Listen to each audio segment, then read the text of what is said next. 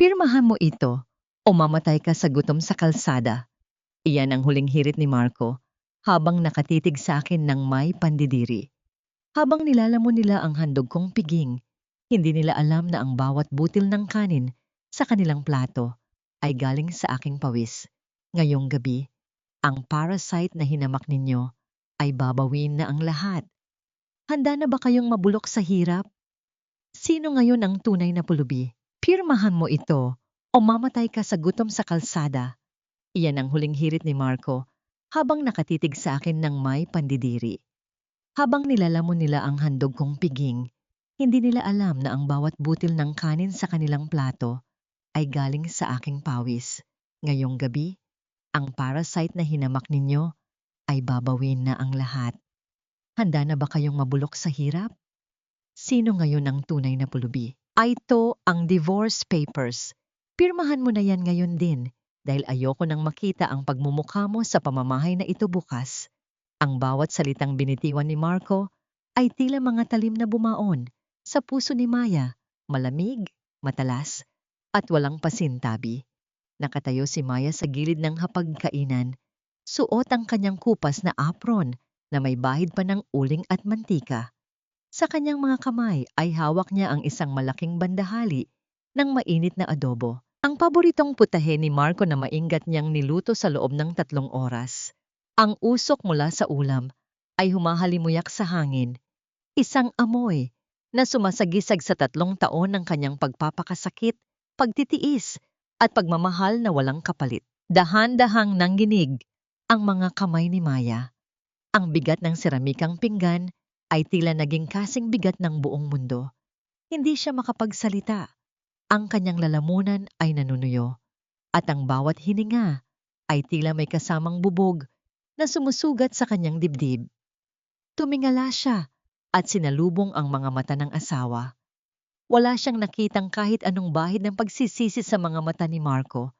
Tanging pandidiri at pagmamadali lamang ang naroon. Huwag kang tumingin sa anak ko na parang ikaw pa ang dehado. Maya, ang boses ni Doña Imelda ay sumali sa usapan, kasing pait ng apdo at puno ng pangungutya. Ang matanda ay prenteng nakaupo sa kanyang silya. Marangyang pinaglalaruan ang kanyang gintong kwintas habang nakatingin sa dulo ng mga daliri ni Maya na puno ng paso mula sa kalan. Masyado na kaming naging mabait sa'yo. 3 taon ka naming pinakain, binihisan, at binigyan ng bubong sa itaas ng ulo mo kahit wala kang silbi. Isang hamak na pulubi na pumasok sa pamilya namin at naging pabigat lang. Panahon na para ibalik mo ang kalayaan ni Marco para makasama niya ang babaeng kapantay ng antas namin. Nanatiling tahimik si Maya, ngunit sa loob niya ay may isang bahagi ng kanyang pagkatao ang dahan-dahang nadudurog. Ang bawat patak ng pawis na ibinuhos niya para bayaran ang mga utang sa pagsusugal ni Doña Imelda. Ang bawat gabing hindi siya natulog para asikasuhin ang negosyo ni Marco na noon ay malapit ng mabangkarote. Lahat ng iyon ay itinapon na parang basura. Hindi nila alam. Hindi nila kailanman nalaman na ang bawat sentimong nagliligtas sa kanila mula sa kahihiyan ay nanggagaling sa kanyang sariling bulsa, mula sa mga sekretong account ng isang babaeng tinalikuran ang korona para sa pag-ibig. Unti-unting lumuwag ang hawak ni Maya sa bandahali. Ang tunay na sakit ay hindi nanggaling sa tindi ng mga salita, kundi sa katotohanang ang lalaking ipinaglaban niya laban sa sarili niyang ama ay siya ring lalaking tatapos sa kanyang mundo. Ang malakas na tunog ng pagbagsak ng pinggan sa sahig ay bumasag sa katahimikan ng gabi. Ang sarsa ng adobo ay tumalsik sa mamahaling sapatos ni Marco at ang mga piraso ng karne ay nagkalat sa paanan ni Doña Imelda. Oops! My hand slipped. Ang tinig ni Maya ay lumabas na mahina, ngunit may kakaibang lamig na tila yelo. Hindi siya umiyak. Ang kanyang mga mata ay nanatiling tuyo. Ngunit ang apoy ng matagal na pagtitimpi ay nagsisimula nang magliyab sa kanyang balintataw. You useless woman! Tingnan mo ang ginawa mo sa sapatos ko. Sigaw ni Marco habang mabilis na tumayo at itinulak si Maya palayo. Ang lakas ng tulak ay naging sanhi upang tumama ang likod ni Maya sa matigas na gilid ng aparador. Ang hapdi, DNG pagkakauntog ay hindi maikukumpara sa lamig na nararamdaman niya sa kanyang puso. Lumapit si Doña Imelda, ang muka ay namumula sa galit. Wala ka talagang modo. Tama lang na palayasin ka na rito. Ngayon din, kunin mo ang mga basahan mo at lumayas ka. Huwag kang magkakamaling mag-iwan ng kahit anong dumi sa bahay na ito. Dahan-dahang tumayo si Maya. Inayos niya ang kanyang nagulong buhok at tiningnan ang dalawang tao sa harap niya. Ang mga taong itinuring niyang pamilya, ngunit itinuring siyang alipin. Sa labas, ang langit ay nagsimula nang magbuhos ng malakas na ulan. Ang tunog ng mga patak ng tubig sa bubong ay tila isang malungkot na martsa para sa kanyang pag-alis. Kinuha ni Maya ang panulat sa ibabaw ng mesa. Sa bawat hagod ng tinta sa papel, tila hinihiwa rin niya ang huling hibla ng kanyang ugnayan kay Marco. Matapos pumirma, dahan-dahan niyang ibinaba ang papel at tiningnan si Marco nang diretso sa mga mata. Ibinigay ko sa inyo ang lahat ng hiling ninyo, Marco. Ang aking oras, ang aking lakas, at ang aking dangal. Ngunit tandaan ninyo ang gabing ito. Ang gabing itinapon ninyo ang tanging bagay na nagpapanatili sa inyo sa itaas. Ang boses ni Maya ay kalmado, ngunit bawat salita ay tila isang sumpa na nanunuot sa hangin. Huwag mo kaming bitumin ng mga drama mo, Maya. Layas. Sigaw ni Doña Imelda habang kinakaladkad si Maya patungo sa pintuan. Binuksan ni Marco ang pinto at ang malamig na hangin ng gabi ay humampas sa kanilang mga mukha. Kinuha niya ang isang maliit na bag na naglalaman ng iilang lumang damit ni Maya at marahas na itinapon ito sa labas, sa gitna ng maputik na kalsada. Huwag ka nang babalik dito, kahit kailan. Ang huling salita ni Marco bago niya marahas na isinara ang pinto na nag-iwan kay Maya sa gitna ng dilim at bagsik ng ulan. Nakatayo si Maya sa tapat ng saradong pinto. Basa ang buong katawan, nanginginig sa ginaw na nanunuot hanggang sa kanyang mga buto. Tiningnan niya ang kanyang bag na nakalubog sa putik. Ang bawat patak ng ulan sa kanyang muka ay humahalo sa kanyang mga luha na sa wakas ay kumawala na rin. Sa gitna ng katahimikan ng gabi, isang tanong ang paulit-ulit na bumubulong sa kanyang isipan. Isang tanong na nagmumula sa kaibuturan ng kanyang sugatang kaluluwa. Hanggang kailan mo titiisin ang ganitong klaseng paglapastangan sa iyong pagkatao bago mo ipakita sa kanila kung sino ang tunay na nagmamay-ari ng mundong kanilang kinatatayuan? Nanatili siyang nakatayo doon, isang anino sa ilalim ng bagyo, habang ang liwanag mula sa loob ng bahay ay dahan-dahang namamatay. Hindi nila alam na sa sandaling iyon, ang Serena Santos del Fierro na kanilang pinatay ay muling isisilang mula sa kanyang sariling abo. Ang bawat hakbang ni Maya sa basang kalsada ay tila isang parusa na unti-unting umuubos sa kanyang nalalabing lakas. Ang putik ay sumisingit sa pagitan ng kanyang mga daliri sa paa, malamig at malagkit, habang ang bawat butil ng buhangin ay tila maliliit na karayom na tumutusok sa kanyang mga sugat. Yakap-yakap niya ang kanyang basang bag, ang tanging proteksyon niya laman sa nanunuot na ginaw ng gabi. Sa ilalim ng banta ng dagundong ng langit, tila naging isang malaking bilangguan ng kalsadang dati ay tinatahak niya ng may pag-asa. Patawad, nagkamali ako. Ang bulong na ito ay paulit-ulit na humahalayhay sa kanyang isipan, kasabay ng bawat patak ng ulan na humahagupit sa kanyang manipis na damit. Tila bumabalik sa kanyang gunita ang mga tinig ng kahapon, noong ang kanyang mundo ay puno pa ng liwanag at karangyaan. Naalala niya ang malambot na tinig ng kanyang ama, si Don Saturnino, habang nakaupo sila sa balkonahe ng kanilang mansyon. Huwag kang tumingin sa kinang ng ginto, Serena. Ang bilin nito sa kanya habang hinahaplos ang kanyang buhok. Hanapin mo ang taong mamahal iyong kaluluwa sa likod ng iyong pangalan. Dahil ang tunay na yaman ay nawawala. Ngunit ang tapat na puso ay mananatili kahit sa gitna ng unos. Isang mapait na ngiti ang kumawala sa mga labi ni Maya. Sinunod niya ang payo ng ama. Nagpanggap siyang mahirap, nagsuot ng mga simpleng damit, at nagtrabaho sa isang maliit na kumpanya kung saan niya nakilala si Marco. Akala niya, natagpuan na niya ang kanyang tapat na puso. Akala niya, ang pagpapakasal sa isang lalaking walang kamuwang-muwang sa kanyang tunay na yaman ay ang susi sa kanyang kaligayahan. Ngunit ang 3 taon ng pagtitiis ay nagtapos lamang sa putikan. Itinapon na parang basahan ng mga taong nabubuhay sa perang siya rin naman ang lihim na nagbibigay. Napahinto siya sa tapat ng isang saradong tindahan. Ang liwanag ng neon sign ay kumukurap-kurap na tila naghihingalo. Ang kanyang paningin ay nagsisimula ng lumabo.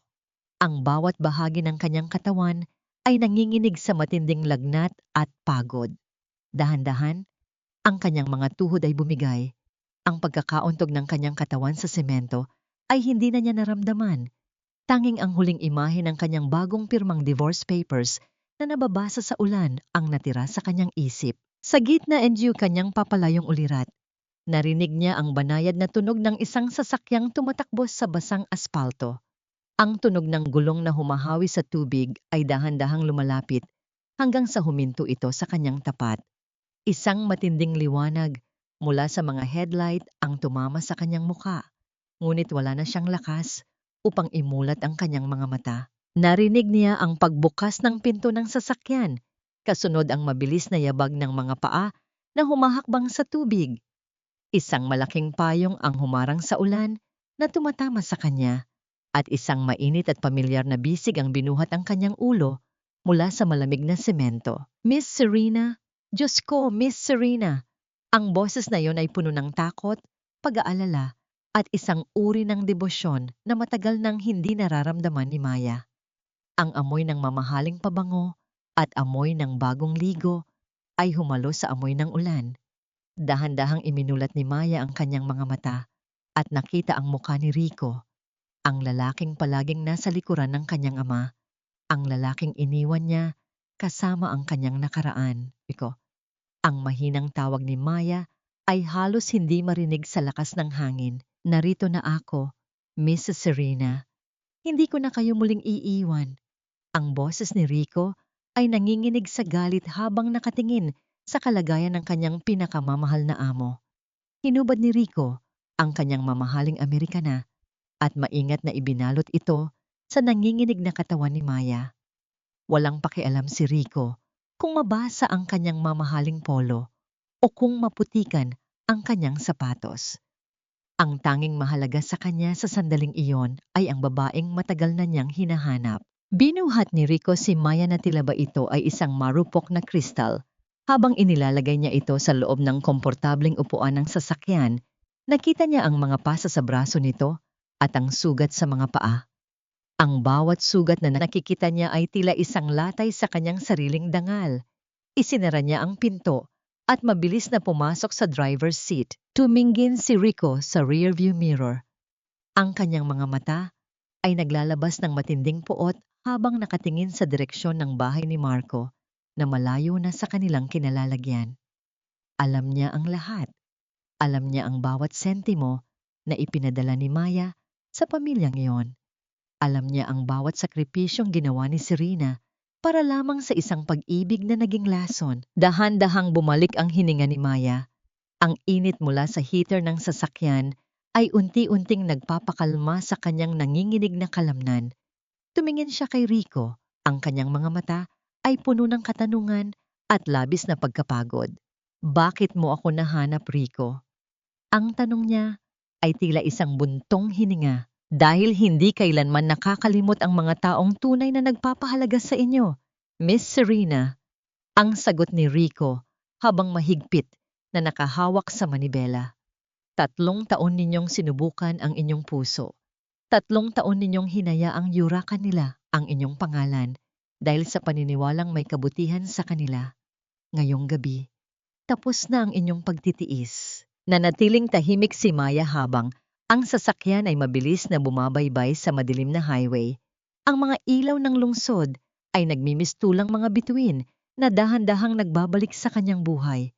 Ang sakit sa kanyang puso ay naroon pa rin, ngunit kasama nito ay ang pagsibol ng isang bagong uri ng pakiramdam, isang malamig na determinasyon Tumingin si Rico sa kanya.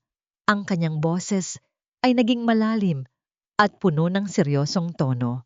Miss Serena, ang lahat ay handa na. Ang inyong mga account, ang inyong mga ari-arian, at ang kapangyarihang tinalikuran ninyo. Lahat ay naghihintay na lamang sa inyong utos. Sabihin ninyo sa akin, Miss Serena, babalik na ba tayo sa inyong mansyon upang magpahinga at kalimutan ang lahat? O nais ninyong maranasan nila ang bawat hapdi ng ulan at bawat dumi ng putik na ipinalasap nila sa inyo ngayong gabi? Ay isang matagal na katahimikan ang namayani sa loob ng sasakyan. Tiningnan ni Maya ang kanyang sariling refleksyon sa bintana. Isang babaeng sugatan, basa at hinamak. Ngunit sa likod ng mga matang iyon, ang Serena Santos del Fierro ay nagsisimula ng magising. Ayoko nang bumalik sa pagiging Maya, Rico. Ang tinig niya ay kasing talim na ng isang diamante. Gusto kong makita nila kung sino ang kanilang itinapon sa kalsada. Gusto kong malaman nila na ang parasite na kinasusuklaman nila ang siyang nagpapakain sa kanila. Ituloy natin ang plano. Ngumiti ng bahagya si Rico, isang ngiting puno ng paghanga at katapatan. Masusunod, Miss Serena. Handa na ba kayong simulan ang katapusan ng kanilang marangyang panaginip? Habang ang sasakyan ay lumalayo sa madilim na bahagi ng lungsod, isang pulang ilaw ang kumislap sa tablet ni Rico. Isang hudyat na ang unang hakbang ng pagbawi. Sa lahat ay nagsimula na. Sa loob ng bahay ni Marco, ang lahat ay natutulog ng mahimbing.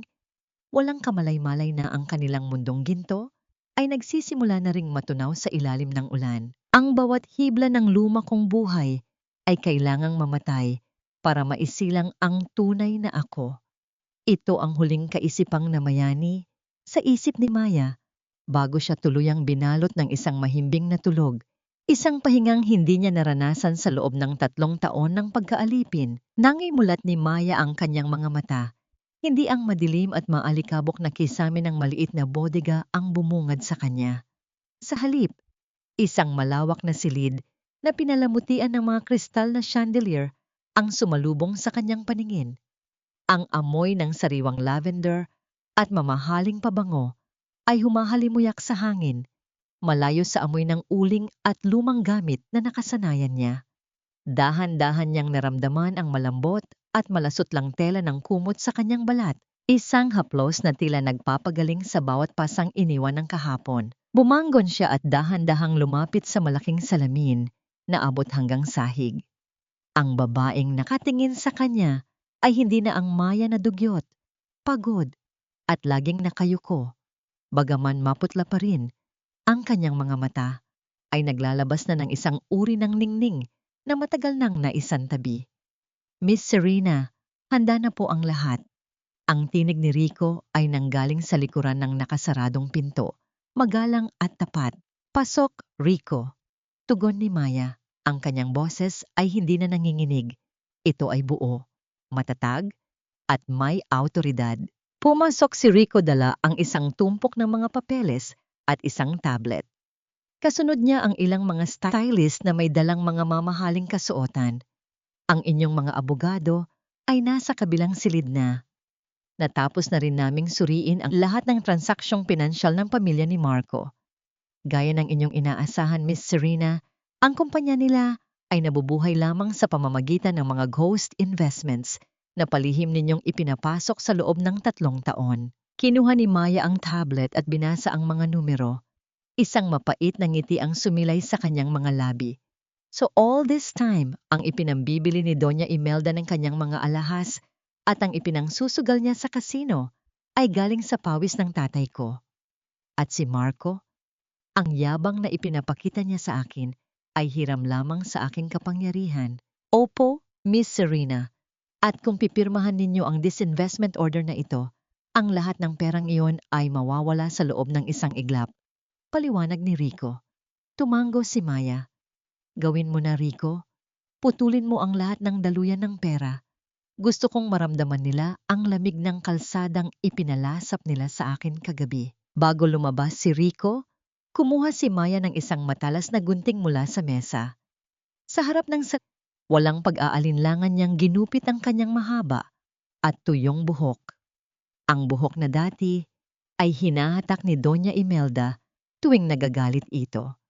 Ang mga hibla ng buhok ay dahan-dahang nalaglag sa sahig, kasabay ng kanyang mga huling luha para sa nakaraan. Lumapit siya sa isang antigong aparador at binuksan ang isang lihim na drawer.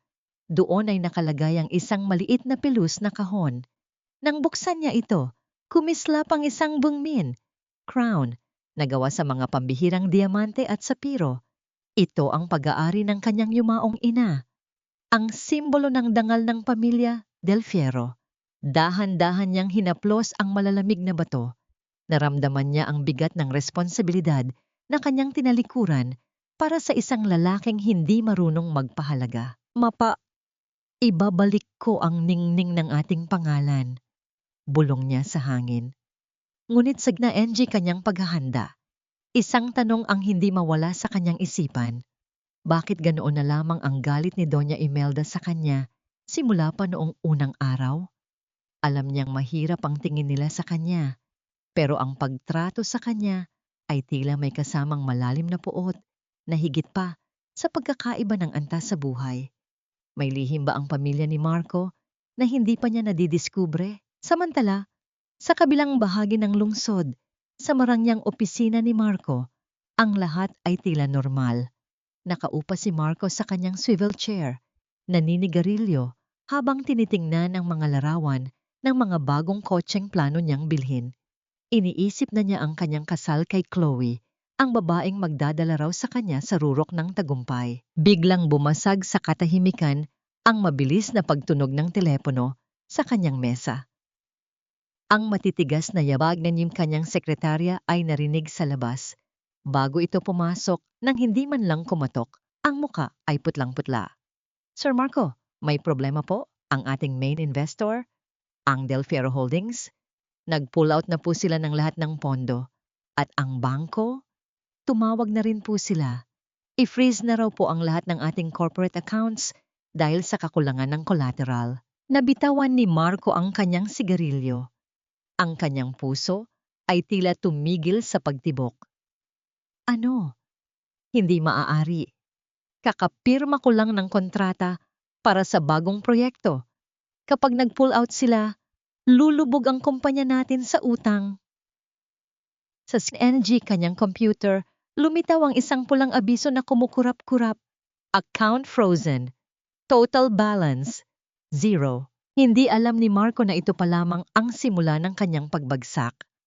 Ang bawat sentimong inakayang kanya ay dahan-dahang bumabalik sa tunay na nagmamay-ari nito. Sa wakas, amoy bago na ang bahay dahil wala na ang basurang iyon. Ang malakas at mapanguyam na tawa ni Doña Imelda ay umalingaw sa malawak na sala, tila isang laso na dahan-dahang kumakalat sa bawat sulok ng silid. Hawak niya ang isang baso ng mamahaling alak, nakatitig sa kawalan kung saan dati ay laging nakayuko at naglilinis si Maya. Para sa kanya, ang pag-alis ng kanyang minudensyang manugang ay isang malaking tagumpay, isang paglilinis na matagal na niyang hinintay para sa dangal ng kanilang pamilya. Gabi ng pagdiriwang sa mansyon ng mga De Vega. Ang ingay ng mga tawanan ng mga piling panauhin ay humahalo sa maringal na tugtugin ng biolin. Ang bawat lamesa ay natatakpan ng puting telang seda at ang mga pagkain ay nakahain sa mga platong may gintong gilid.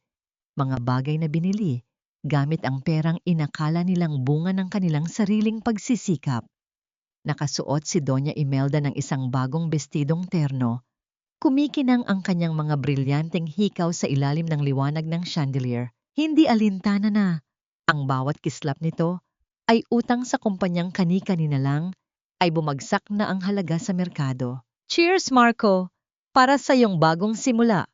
Wika ng isang matandang kaibigan ng pamilya habang itinataas ang baso. Napilitang ngumiti si Marco, ngunit ang kanyang mga mata ay pabalik-balik sa pintuan ng kusina. Sanay siya na sa bawat pagtitipon na ganito.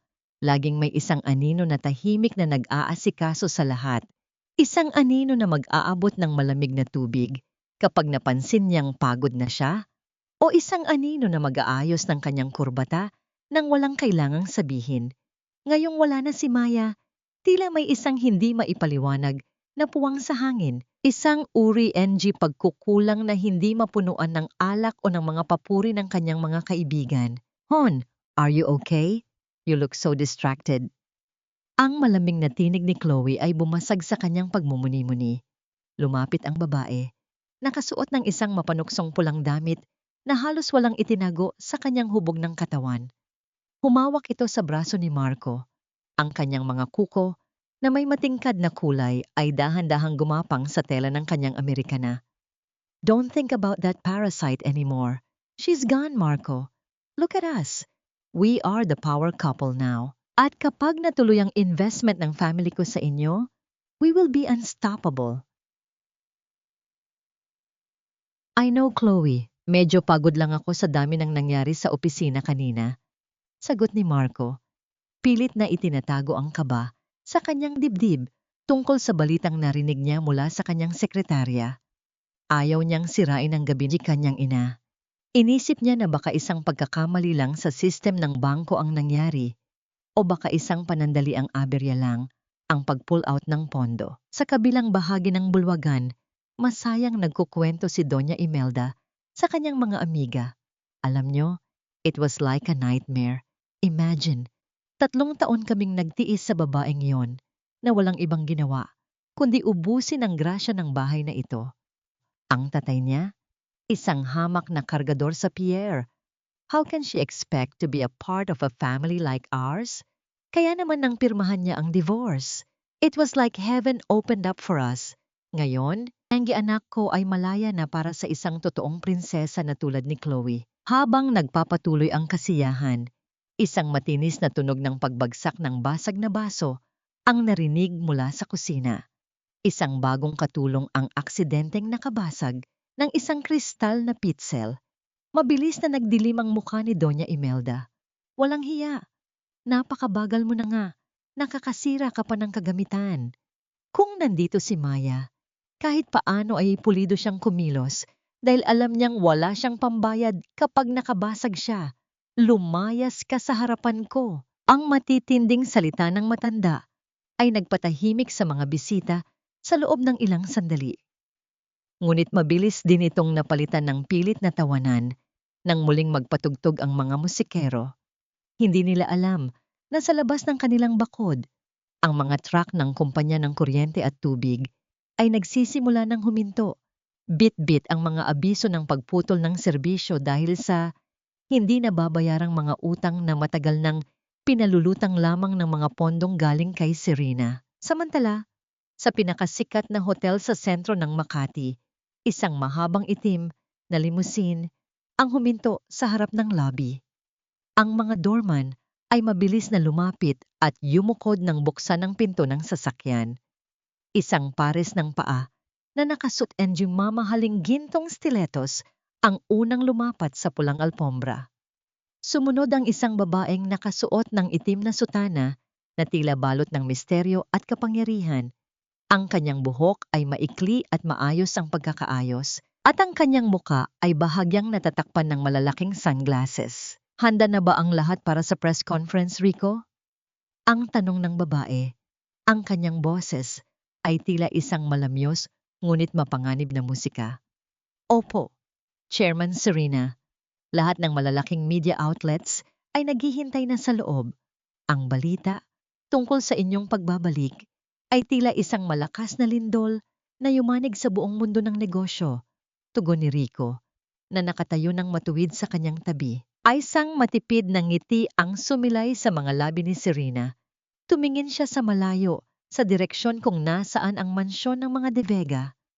Alam niya na, sa mga sandaling ito, iniisip ng kanyang dating asawa at biyenan na sila ay ligtas at masaya. Inisip niya ang kanyang apron na itinapon sa basura, ang talsik ng putik sa kanyang mukha, at ang bawat patak ng ulan na naging saksi sa kanyang pagkaapi. Magsisimula na tayo, Rico. Gusto kong makita nila ang mukha ng babaeng itinapon nila sa gitna ng unos.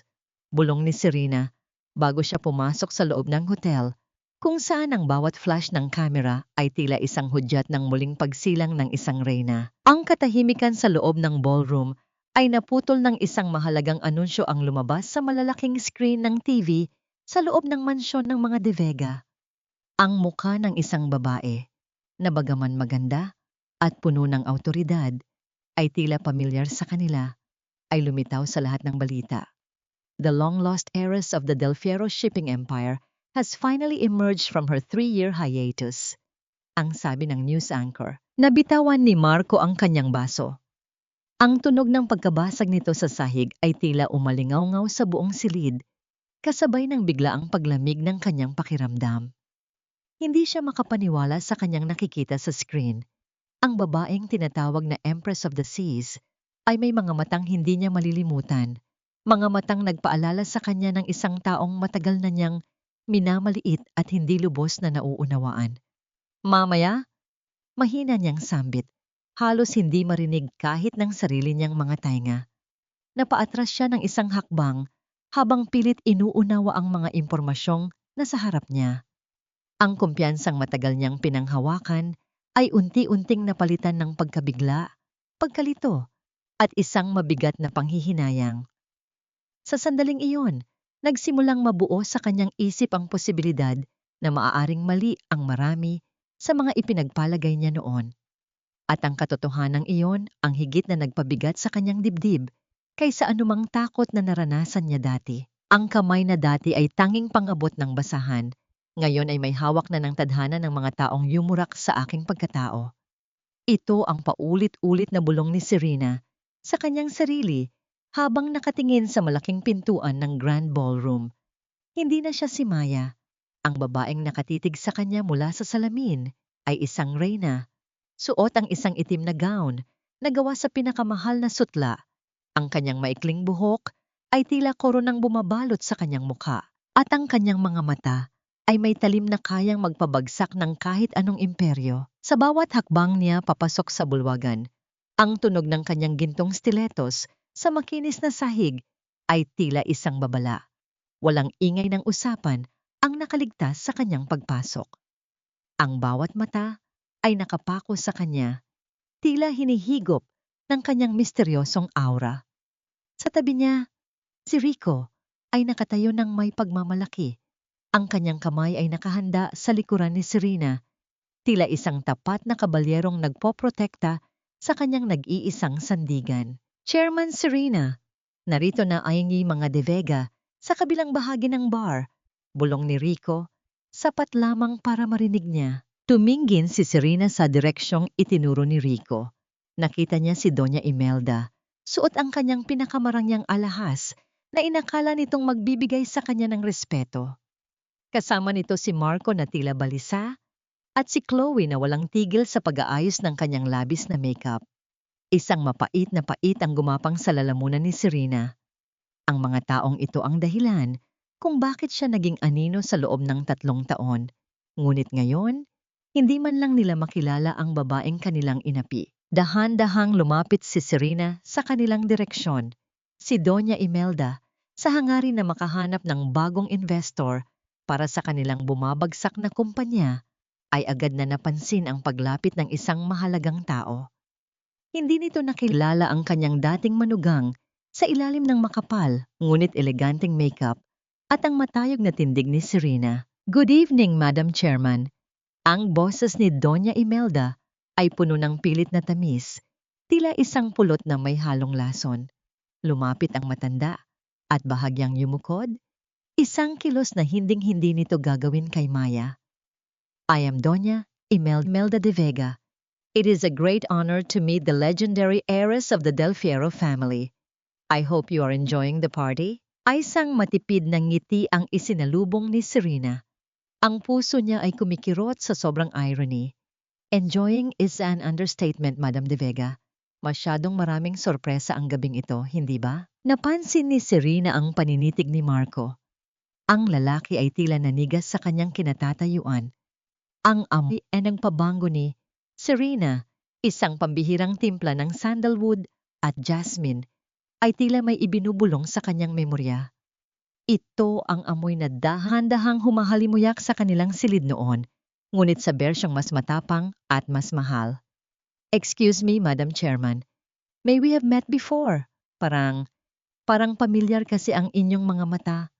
Ang tanong ni Marco. A&G boses ay nangginginig sa pagitan ng paghanga at kalituhan. Maraming nagsasabi niyan, Mr. De Vega. But trust me, you wouldn't want to remember where we met. Malamig na, sagot ni Serena. Eksaktong lumapit si Chloe.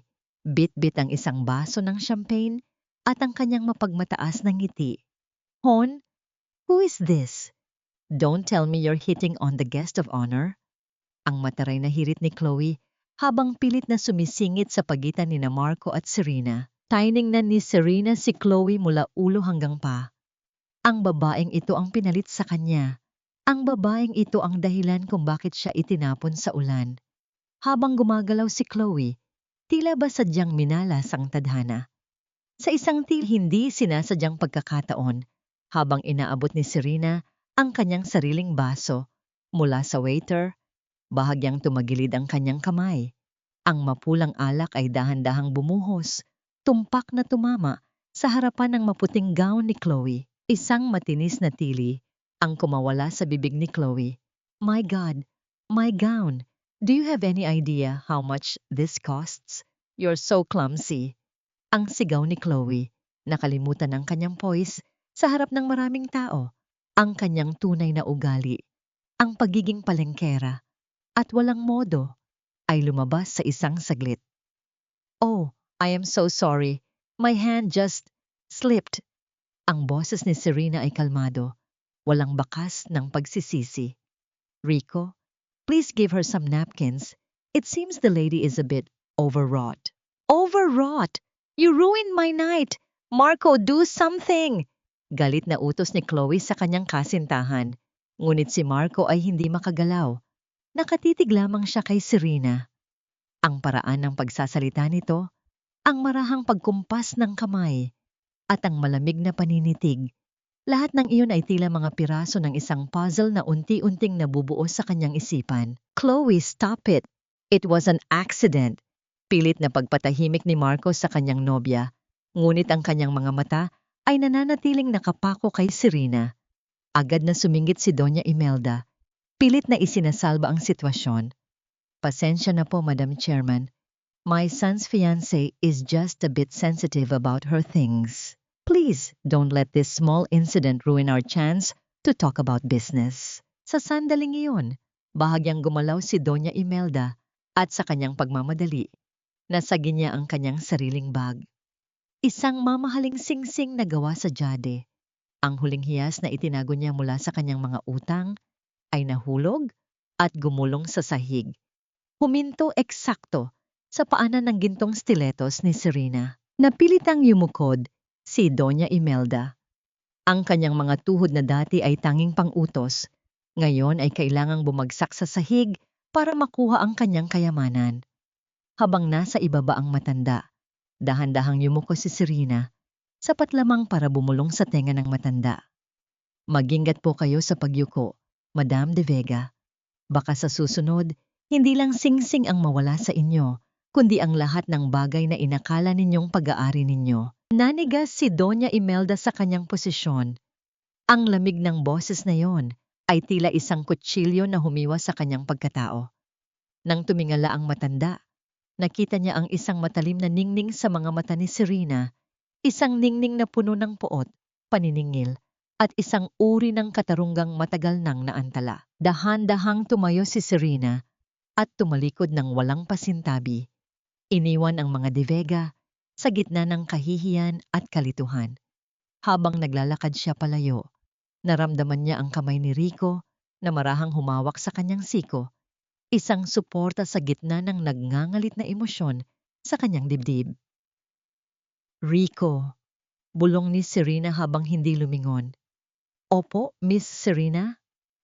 Ihanda mo na ang lahat ng mga dokumento para sa foreclosure ng kanilang mansyon. Ayoko nang maghintay pa ng bukas. Sa likuran nila, naiwang nakatayo si Marco, tila isang estatwa sa gitna ng mataong bulwagan. Ang kanyang puso ay mabilis na tumitibok. Hindi dahil sa takot, kundi dahil sa isang katotohanang dahang sumasampal sa kanyang muka. Ang boses na yon, ang mga matang yon, hindi siya maaaring magkamali.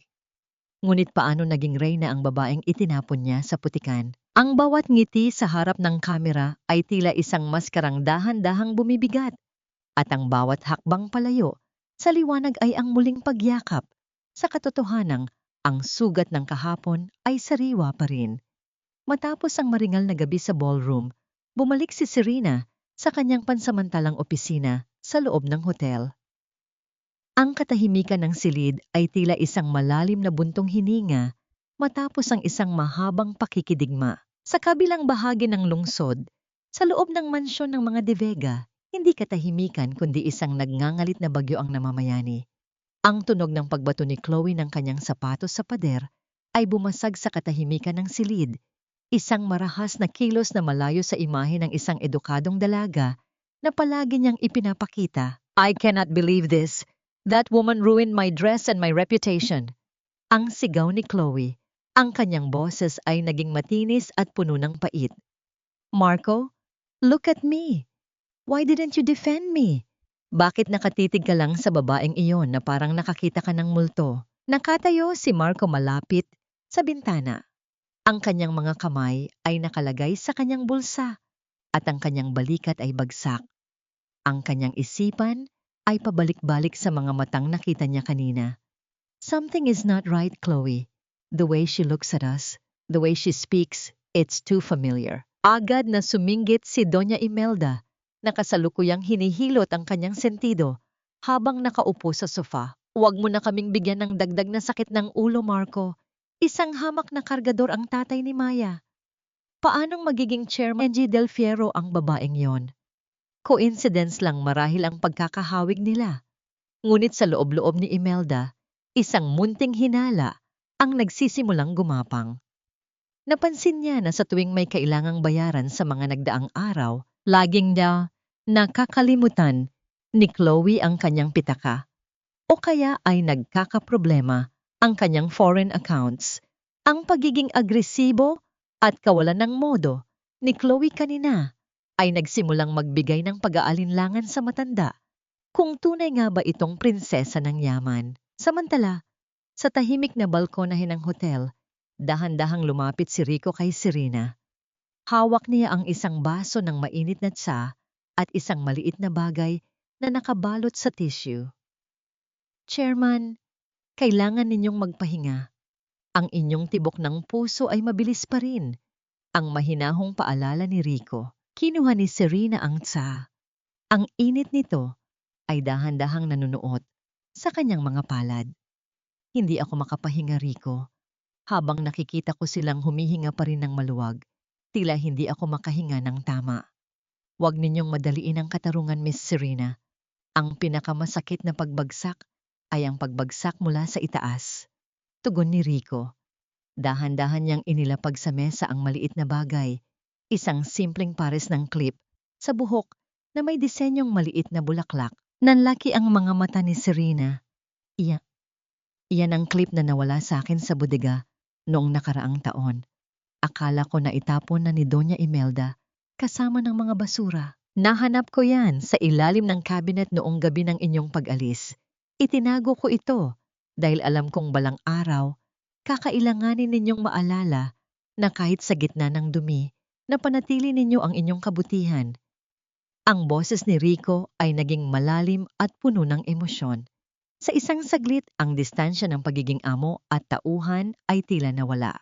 Dahan-dahang ipinatong ni Rico ang kanyang kamay sa ibabaw ng kamay ni Serena. Ang gainite niya kanyang balat at ang marahang pisil ay tila isang angkla na nagpapanatili kay Serena sa gitna ng nagngangalit na dagat ng galit. Isang tahimik na pangako ang namagitan sa kanilang mga mata. Isang pangakong hindi siya mag-iisa sa laban na ito. Matapos ang sandaling iyon ng katahimikan, muling bumalik ang aura ng pagiging pinuno ni Serena.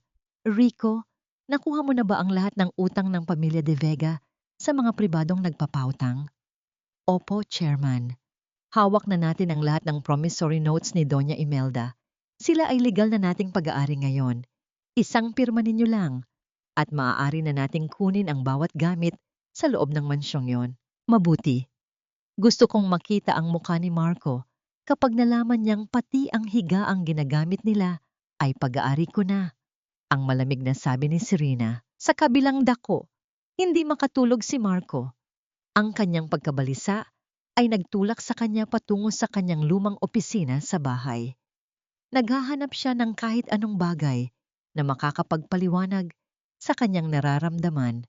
Dahan-dahan niyang binuksan ang isang lumang drawer na bihira niyang gamitin. Doon, sa ilalim ng mga lumang resibo, ay nakita niya ang isang asul na folder, ang mga dokumento ng kasal nila ni Maya. Kinuha niya ang folder at dahan-dahang binuklat. Ang kanyang mga kamay ay nagsimulang manginig nang makita niya ang pirma ni Maya sa marriage contract. Isang pirma na sadyang binago ang hitsura para magmukhang simple, ngunit may isang maliit at pamilyar na kurbada sa dulo ng titik S. Kinuha niya ang business card na ibinigay ng kinatawan ng Del Fierro Holdings kanina at itinabi ito sa pirma sa folder. Ang kurbada NG Titik S sa pangalang Serena ay eksaktong kapareho ng nasa marriage contract. Ang tunog ng mabilis na paghinga ni Marco ay naging tanging ingay sa silid habang ang katotohanan ay dahan-dahang sumasampal sa kanyang pagkatao. Hindi maari. Serena Santos Del Fierro. Ang bulong ni Marco sa dilim. Maya, ikaw ba talaga yan? Sa labas, ang buwan ay natatakpan ng makapal na ulap. Tila itinatago ang mga lihim na malapit ng sumabog. Ang hanging umiihip ay nagdadala ng banta ng isang bagong unos at ang bawat segundong lumilipas ay isang hakbang patungo sa hindi maiiwasang pagkawasak. Ang bawat sentimong inutangay may katumbas na paniningil at ang bawat luha ng inapi ay may nakalaang hustisya. Sa umagang iyon, ang katahimikan ng Marangyang subdivision kung saan nakatayo ang mansyon ng mga De Vega ay bumasag ng mga tunog ng makina ng mga sasakyang hindi pamilyar sa mga kapitbahay. Ang mga itim na sasakyan ng bangko at ang mga opisyal na may bitbit na mga pulang folder ay huminto sa tapat ng malaking bakal na gate. Sa loob ng bahay, kasalukuyang nag-aalmusal si Doña Imelda nang marinig ang sunod-sunod na pagpindot sa doorbell. Ang tunog ng doorbell ay tila isang mabilis na tibok ng pusong nagbabala ng panganib. Mabilis na lumabas ang matanda, suot pa ang kanyang sutlang pantulog. Ang kanyang mukha ay puno ng pagkairita. Ano ba ang ingay na yon? Hindi ba ninyo alam na oras pa ng pahinga? Ang bulyaw ni Doña Imelda sa mga tauhan sa labas. Magandang umaga po, madam. Kami po ay mula sa legal department ng bangko. Narito po kami para isilbi ang notice of foreclosure at repossession order para sa ari-ariang ito at sa mga sasakyang nakarehistro sa ilalim ng De Vega Enterprise. Ang boses ng opisyal ay malamig at walang emosyon. Iniabot nito ang isang papel na may malaking selyong pula. Ang kamay ni Doña Imelda ay nanginig habang binabasa ang dokumento. Ang mga letra ay tila nagsasayaw sa kanyang paningin. Foreclosure? Hindi maari. Marami kaming pera. Ang kumpanya namin ay matatag. Madam, lahat ng inyong corporate at personal accounts ay naka-freeze na po dahil sa default sa inyong mga pautang na binili na ng Del Fierro Holdings. Mayroon po kayong 24 na oras para lisanin ang lugar na ito. Ang huling hirit ng opisyal bago nila sinimulang idikit ang mga pulang sticker sa mga sasakyang nakaparada sa gare. Ang tunog ng pagdidikit ng tape sa salamin ng kotse ay tila tunog ng pagguho ng mundo para kay Imelda. Samantala, sa harap ng matatayog na gusali ng Del Fierro Holdings, nakatayo si Marco. Ang kanyang Amerikana ay medyo gusot na at ang kanyang mga mata ay may malalim na itim na bilog dahil sa puyat. Hawak niya ang isang asul na folder, ang huling barahan na inakala niyang magliligtas sa kanya. Pumasok siya sa lobby, ramdam ang lamig ng aircon na tila sumasabay sa lamig ng kanyang pakiramdam. Gusto kong makausap si Chairman Serena, ang sabi ni Marco sa receptionist. Ang kanyang boses ay wala na ng dating yabang, tila isang pagsusumamo na lamang. May appointment po ba kayo, Mr. De Vega? Ang tanong ng babae nang hindi man lang siya tinitingnan ng matagal. Wala. Pero pakisabi. Pakisabi, kailangan namin ng tulong. Sabihin mo si Marco De Vega ito. Sige po, maupo muna kayo sa waiting room B. Inakay si Marco sa isang maliit na silid sa dulo ng pasilyo. Ang silid ay walang bintana at ang aircon ay tila hindi gumagana ng maayos sa bahaging iyon. Ang bawat minutong lumilipas ay tila isang oras. Lumipas ang isang oras, 2 oras, 3. Ang pawis ay nagsimulang gumapang sa kanyang likod at ang init ng silid ay tila sumasakal sa kanya. Habang naghihintay si Marco sa init at gutom, sa loob ng isang pribadong dining hall sa itaas na palapag, kasalukuyang nagtatanghalian si Serena kasama si Rico. Ang lamesa ay puno ng mga masusustansyang pagkain, sariwang salad, inihaw na salmon, at isang baso ng pinalamig na puting alak. Ang paligid ay tahimik, tanging ang banayad na tunog ng mga kubyertos na tumatama sa porselana ang naririnig. 5 oras na siyang naghihintay sa ibaba, Miss Serena. Ang sabi ng security, hindi pa siya kumakain at mukhang dehydrated na. Ang ulat ni Rico, habang maingat na nilalagyan ng tubig ang baso ni Serena. Uminom si Serena NG alak at marahang inilapag ang baso sa mesa. Nanatiling kalmado ang kanyang muka ngunit bakas. Sa kanyang mga mata ang pagod na matagal na niyang kinikimkim. Hayaan mo muna siya, Rico, mahina niyang sabi. Sa loob ng maraming taon, patuloy akong umasa sa isang pag-ibig na hindi kailanman naging totoo para sa akin. Maraming gabi ang lumipas na naghihintay ako ng pagbabago na hindi naman dumating. Sandali siyang tumingin sa malayo bago muling nagsalita. Kung kailangan niyang maghintay ngayon, marahil iyon ay maliit na bahagi lamang ng oras na ginugol ko sa paghihintay at pag-asa. Pero hindi na yon ang mahalaga. Ang mahalaga ay natututo na akong piliin ang sarili kong kapayapaan kaysa kumapit sa mga bagay na matagal nang nawala.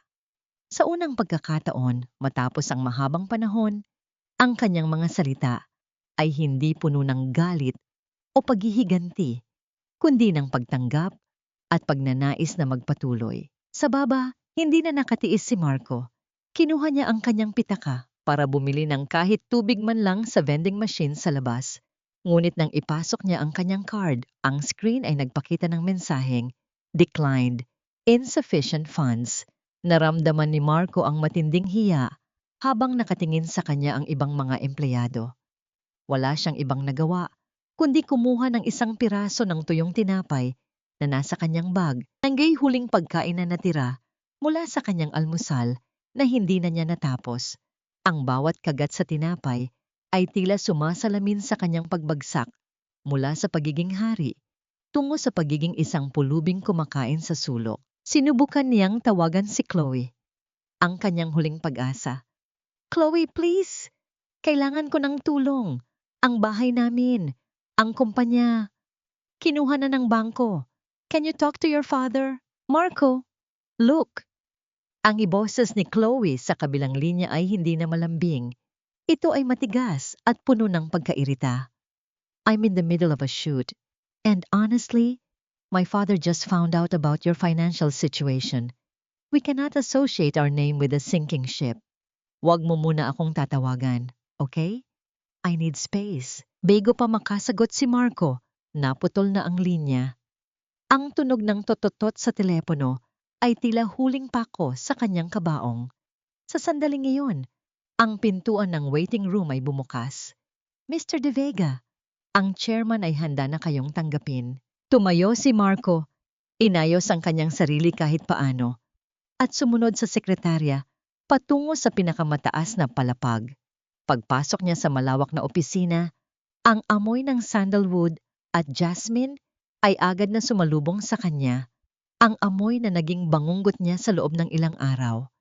Ang malaking swivel chair ay nakatalikod sa kanya, nakaharap sa malaking bintana kung saan tanaw ang buong syudad. "Chairman, Mrs. Serena, kailangan namin ng tulong. Ang Del Fierro Holdings ang may hawak ng lahat ng aming utang. Pakiusap, bigyan ninyo kami ng extension. Gagawin ko ang lahat. Kahit ano. Ang pagsusumamo ni Marco, ang kanyang boses ay basag at puno ng desperasyon. Dahan-dahang umikot ang upuan. Ang bawat segundong ginugugol sa pag-ikot nito ay tila isang dekada ng paghihintay. Nang tuluyang humarap ang upuan, tumambad ang mukha ni Serena. Malamig, maganda, at puno ng kapangyarihan. Wala itong bakas ng pagod o awa. Isang matipid na ngiti ang sumilay sa mga labi ni Serena. Tinitigan niya ang lalaking dati niyang tinawag na asawa, ang lalaking naging dahilan ng kanyang bawat luhang pumatak sa putik. Long time no see, my dear husband. Ang boses ni Serena ay kasing talim ng isang espada. Kamusta ang tinapay na kinain mo sa labas? Masarap ba ito kasing sarap ng mga pagkaing inihanda ko para sa'yo, pero itinapon mo lang sa basura? Nanigas si Marco. Ang kanyang puso ay tila tumigil sa pagtibok. Ang bawat hibla ng kanyang pagkatao ay naramdaman ang bigat ng katotohanang huli na ang lahat para sa pagsisisi. Hindi ba't ito ang gusto mo, Marco? Ang mawala ako sa buhay mo? Ngayong wala na ang asawa mong pulubi, bakit tila hindi ka mapakali? Ang boses ni Serena ay kasing lamig ng hangin galing sa aircon ng kanyang malawak na opisina. Bawat salita ay tila isang butil ng yelo na dumidikit sa balat ni Marco. Nakatayo si Marco sa tapat ng lamesa. Ang kanyang mga tuhod ay nagsimula ng manginig. Ang kanyang lalamunan ay tila punong-puno ng tuyong buhangin, kaya hindi siya makapagsalita. Nakatitig siya sa babaeng nasa harap niya. Ang buhok ay maikli at maayos. Ang suot ay isang mamahaling puting blazer, at ang bawat kilos ay puno ng awtoridad. Ngunit sa likod ng lahat ng karangyang yun, A&G magamata ni Serena ay ang mga mata ring tumingin sa kanya nang may labis na pagmamahal habang nagluluto ito sa kanilang maliit na kusina. Ang miro ng nakaraan at ang realidad ng kasalukuyan ay tila nagbabanggaan sa loob ng kanyang isipan na nagdudulot ng matinding pagkahilo. Maya, ikaw ba talaga yan? Ang tanging naitanong ni Marco. Ang kanyang tinig ay halos isang bulong na lamang. Ay isang mapait at nakakalokong tawa ang kumawala sa mga labi ni Serena. Dahan-dahan siyang tumayo at lumapit sa bintana. Tinitingnan ang matatayog na gusali na pag-aari ng kanyang pamilya. Ang pangalan ko ay Serena Santos del Fierro. Si Maya ay ang babaeng pinatay ninyo noong gabing itinapon ninyo siya sa gitna ng ulan. Si Maya ay ang babaeng inalipusta ninyo na bawat sentimo ng kanyang pagkatao ay ibinigay sa inyo pero binalikan ninyo ng pandidiri. Humarap siya kay Marco at marahas na isinalaysay ang lahat. Tandaan mo ba noong anibersaryo natin habang niluluto ko ang paborito mong ulam, habang iniisip ko kung paano kita pasasayahin, ang iniisip mo pala ay kung paano mo ako tatanggalan ng dangal. Ang bawat sampal ng nanay mo, ang bawat mura ninyo sa akin. Akala ninyo ba ay kalilimutan ko lang ang lahat? Dahil sa pag-ibig, kinuha ni Serena ang isang makapal na folder mula sa kanyang lamesa at marahas na ibinato ito sa paanan ni Marco. Ang tunog ng pagbagsak ng mga papel sa sahig ay tila tunog ng isang hatol. Basahin mo yan, Marco. Iyan ang listahan ng lahat ng perang ipinangsalba ko sa kumpanya mo. Iyan ang mga resibo ng mga alahas na suot ng nanay mo ngayon. Lahat ng kinang ng buhay ninyo ay galing sa dumi ng kuko ko na minaliit ninyo. Nangginginig na pinulot ni Marco ang mga papel. Ang bawat numero ay tila isang sampal sa kanyang muka, ang katotohanan na ang asawang itinuring niyang pabigat ang siyang tanging dahilan kung bakit siya tinatawag na matagumpay ay nagdulot sa kanya ng matinding kahihiyan. Maya, Serena, pakiusap. Nagkamali ako. Hindi ko alam. Kung nalaman ko lang sana. Kung nalaman mo lang na mayaman ako, hindi mo ako sasaktan? Ganun ba, Marco? Ang boses ni Serena ay naging matalim. Iyan ang problema sa inyo. Ang pagmamahal ninyo ay may presyo. Ang respeto ninyo ay nakadepende sa laman ng bulsa. Pinatunayan ninyo lang na tama ang tatay ko, na hindi kayo karapat-dapat sa kahit anong bahagi ng buhay ko. Eksaktong bumukas ang pinto at pumasok si Rico. Ang kanyang tindig ay matikas at ang kanyang tingin kay Marco ay puno ng matinding pagkamuhi. Chairman, ang security ay nasa labas na. Tapos na po ang oras para sa taong ito. Rico, pakiusap. Hayaan mo kaming mag-usap. Ang pagsusumamo ni Marco habang pilit na humahawak sa braso ni Rico. Ngunit mabilis itong tinabig ni Rico. Huwag mong hahawakan ng chairman. Ang boses ni Rico ay malalim at nagbabanta. Ang pagkakataon mo ay natapos na noong gabing isinara mo ang pinto sa kanya. Ngayon, ikaw naman ang makakaranas kung paano isara ang lahat ng pinto sa mukha mo. Inakay ng mga security guard si Marco palabas ng opisina. Ang bawat hakbang niya sa hallway ay tila isang march sa patungo sa sarili niyang kabaong.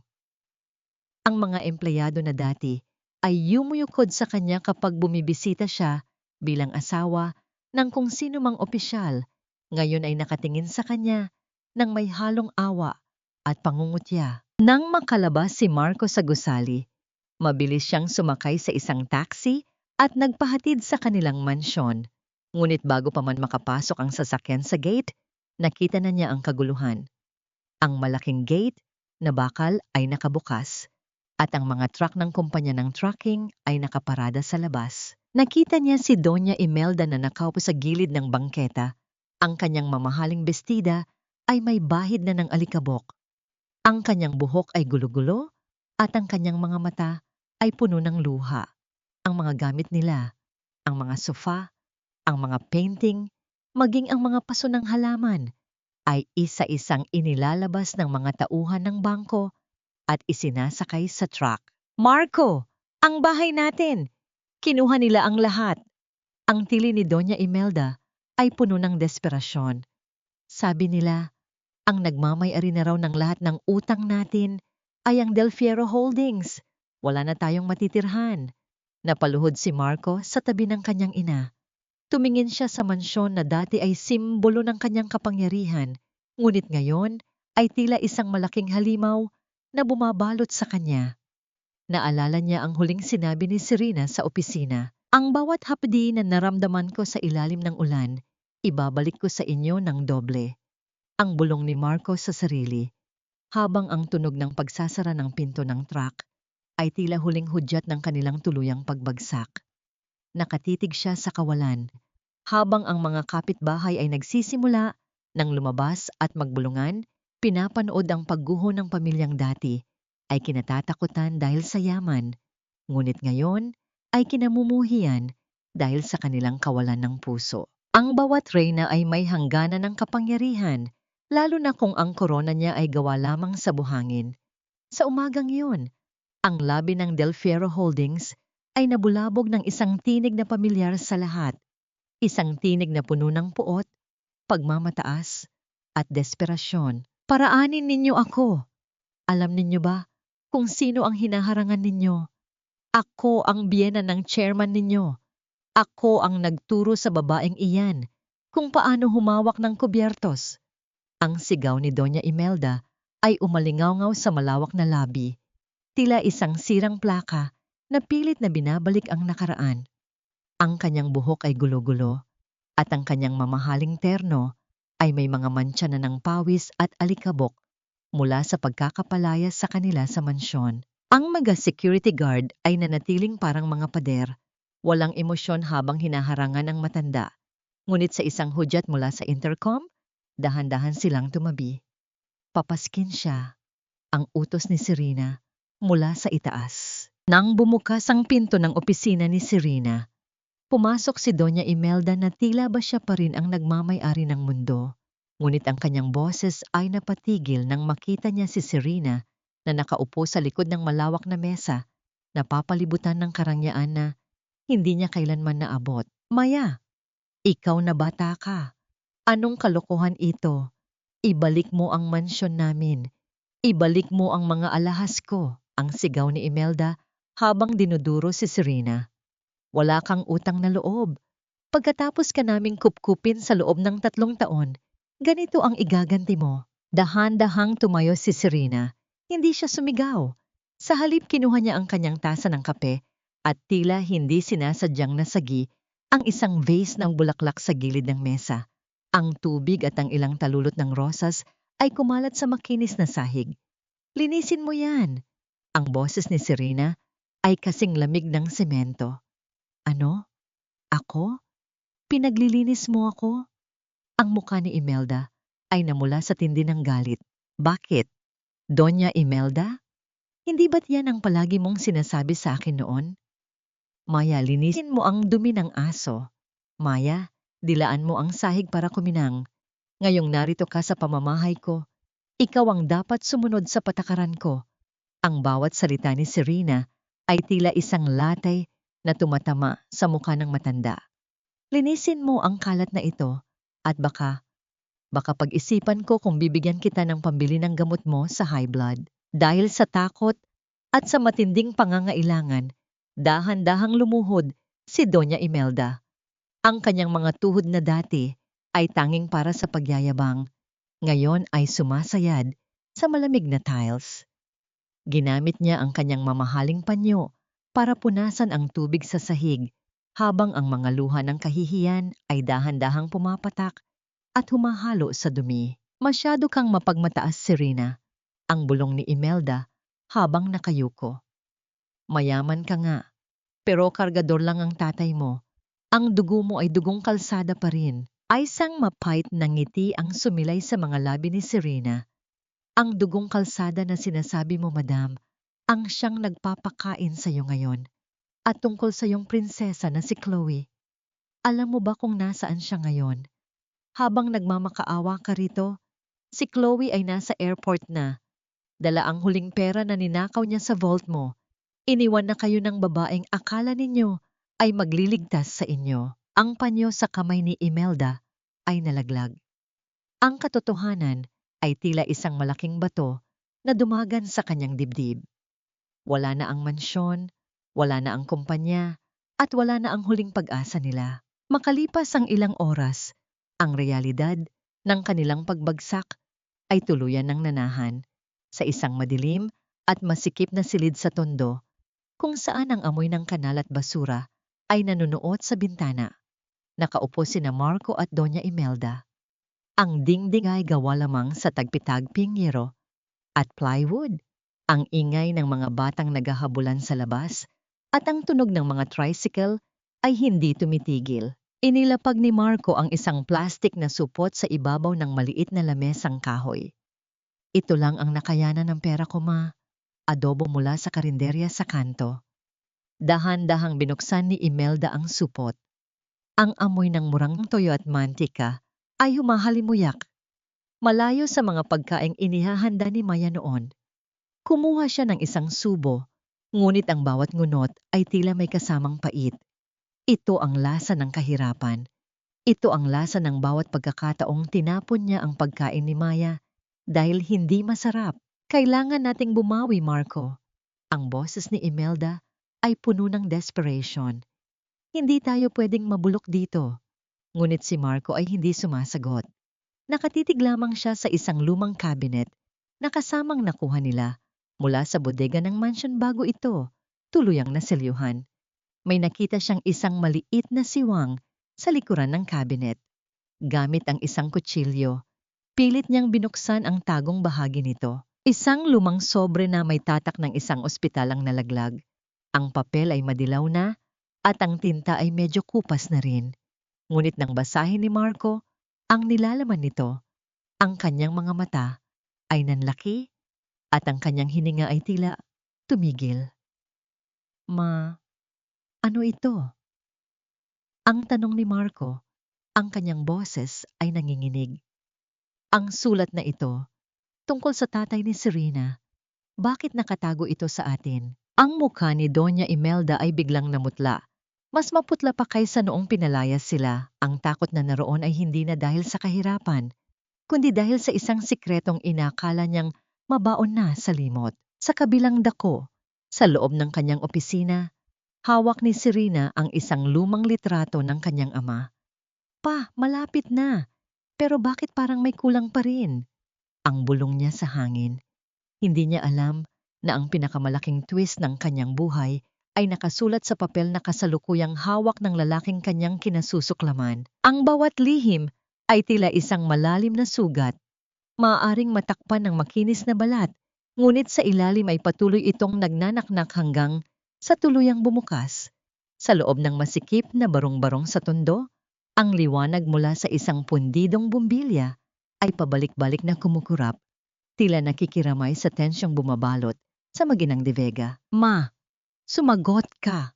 Ano ang kinalaman natin sa pagkamatay ni Don Saturnino? Ang boses ni Marco ay gumaralgal.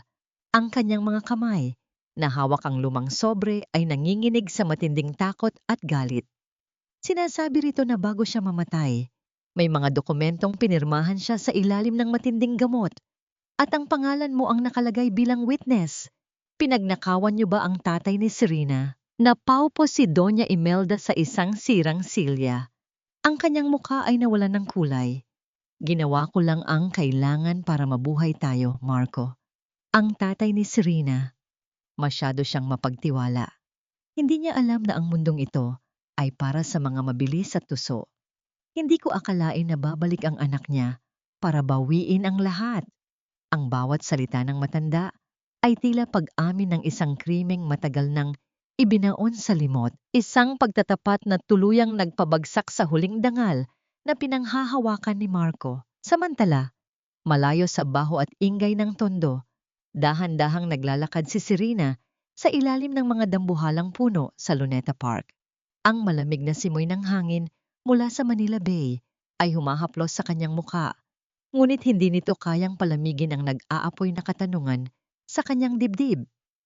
Bakit tila hindi siya makaramdam ng ganap na kaligayahan kahit nakamit na niya ang kanyang paghihiganti? Chairman, baka magkasakit kayo sa lamig. Ang boses ni Rico ay banayad, tila isang mainit na kumot sa gitna ng taglamig. Dahan-dahan siyang lumapit at tumayo sa tabi ni Serena. Ang kanyang presensya ay nagbibigay ng isang uri ng seguridad na hindi kayang bilhin ng kahit anong yaman. Rico, akala ko, kapag nakita ko silang nagdurusa, magiging mapayapa na ako. Ang bulong ni Serena, habang nakatingin sa papalubog na araw na nagkukulay kahel sa langit. Pero bakit parang may malaking butas pa rin dito? Itinuro niya ang kanyang dibdib, ang kanyang mga mata ay nagsisimulang mangilid ang luha. Hindi sumagot si Rico. Sa halip, dahan-dahan niyang inabot ang kamay ni Serena. Ang init ng palad ni Rico at ang mahigpit, ngunit mapagmahal na pagkakahawak nito ay tila isang gamot sa sugatang kaluluwa ni Serena. Dahil ang hustisya ay hindi laging sapat para gamutin ang isang pusong matagal na pinagkaitan ng pag-ibig, Serena. Ang paghihiganti ay pagkain para sa galit, pero ang kapayapaan ay nanggagaling sa pagtanggap na hindi mo kailangang mag-isa sa laban na ito. Sa sandaling iyon, tila huminto ang mundo. Ang tunog ng mga alon na humahampas sa pader ng Baywalk ay naging isang malamyos na musika. Dahan-dahang isinandal ni Serena ang kanyang ulo sa balikat ni Rico. Naramdaman niya ang tibok ng puso ng lalaki, isang matatag at tapat na ritmo na hindi kailanman nagbago sa loob ng maraming taon. I'm sorry, Rico. Masyado akong naging abala sa galit ko.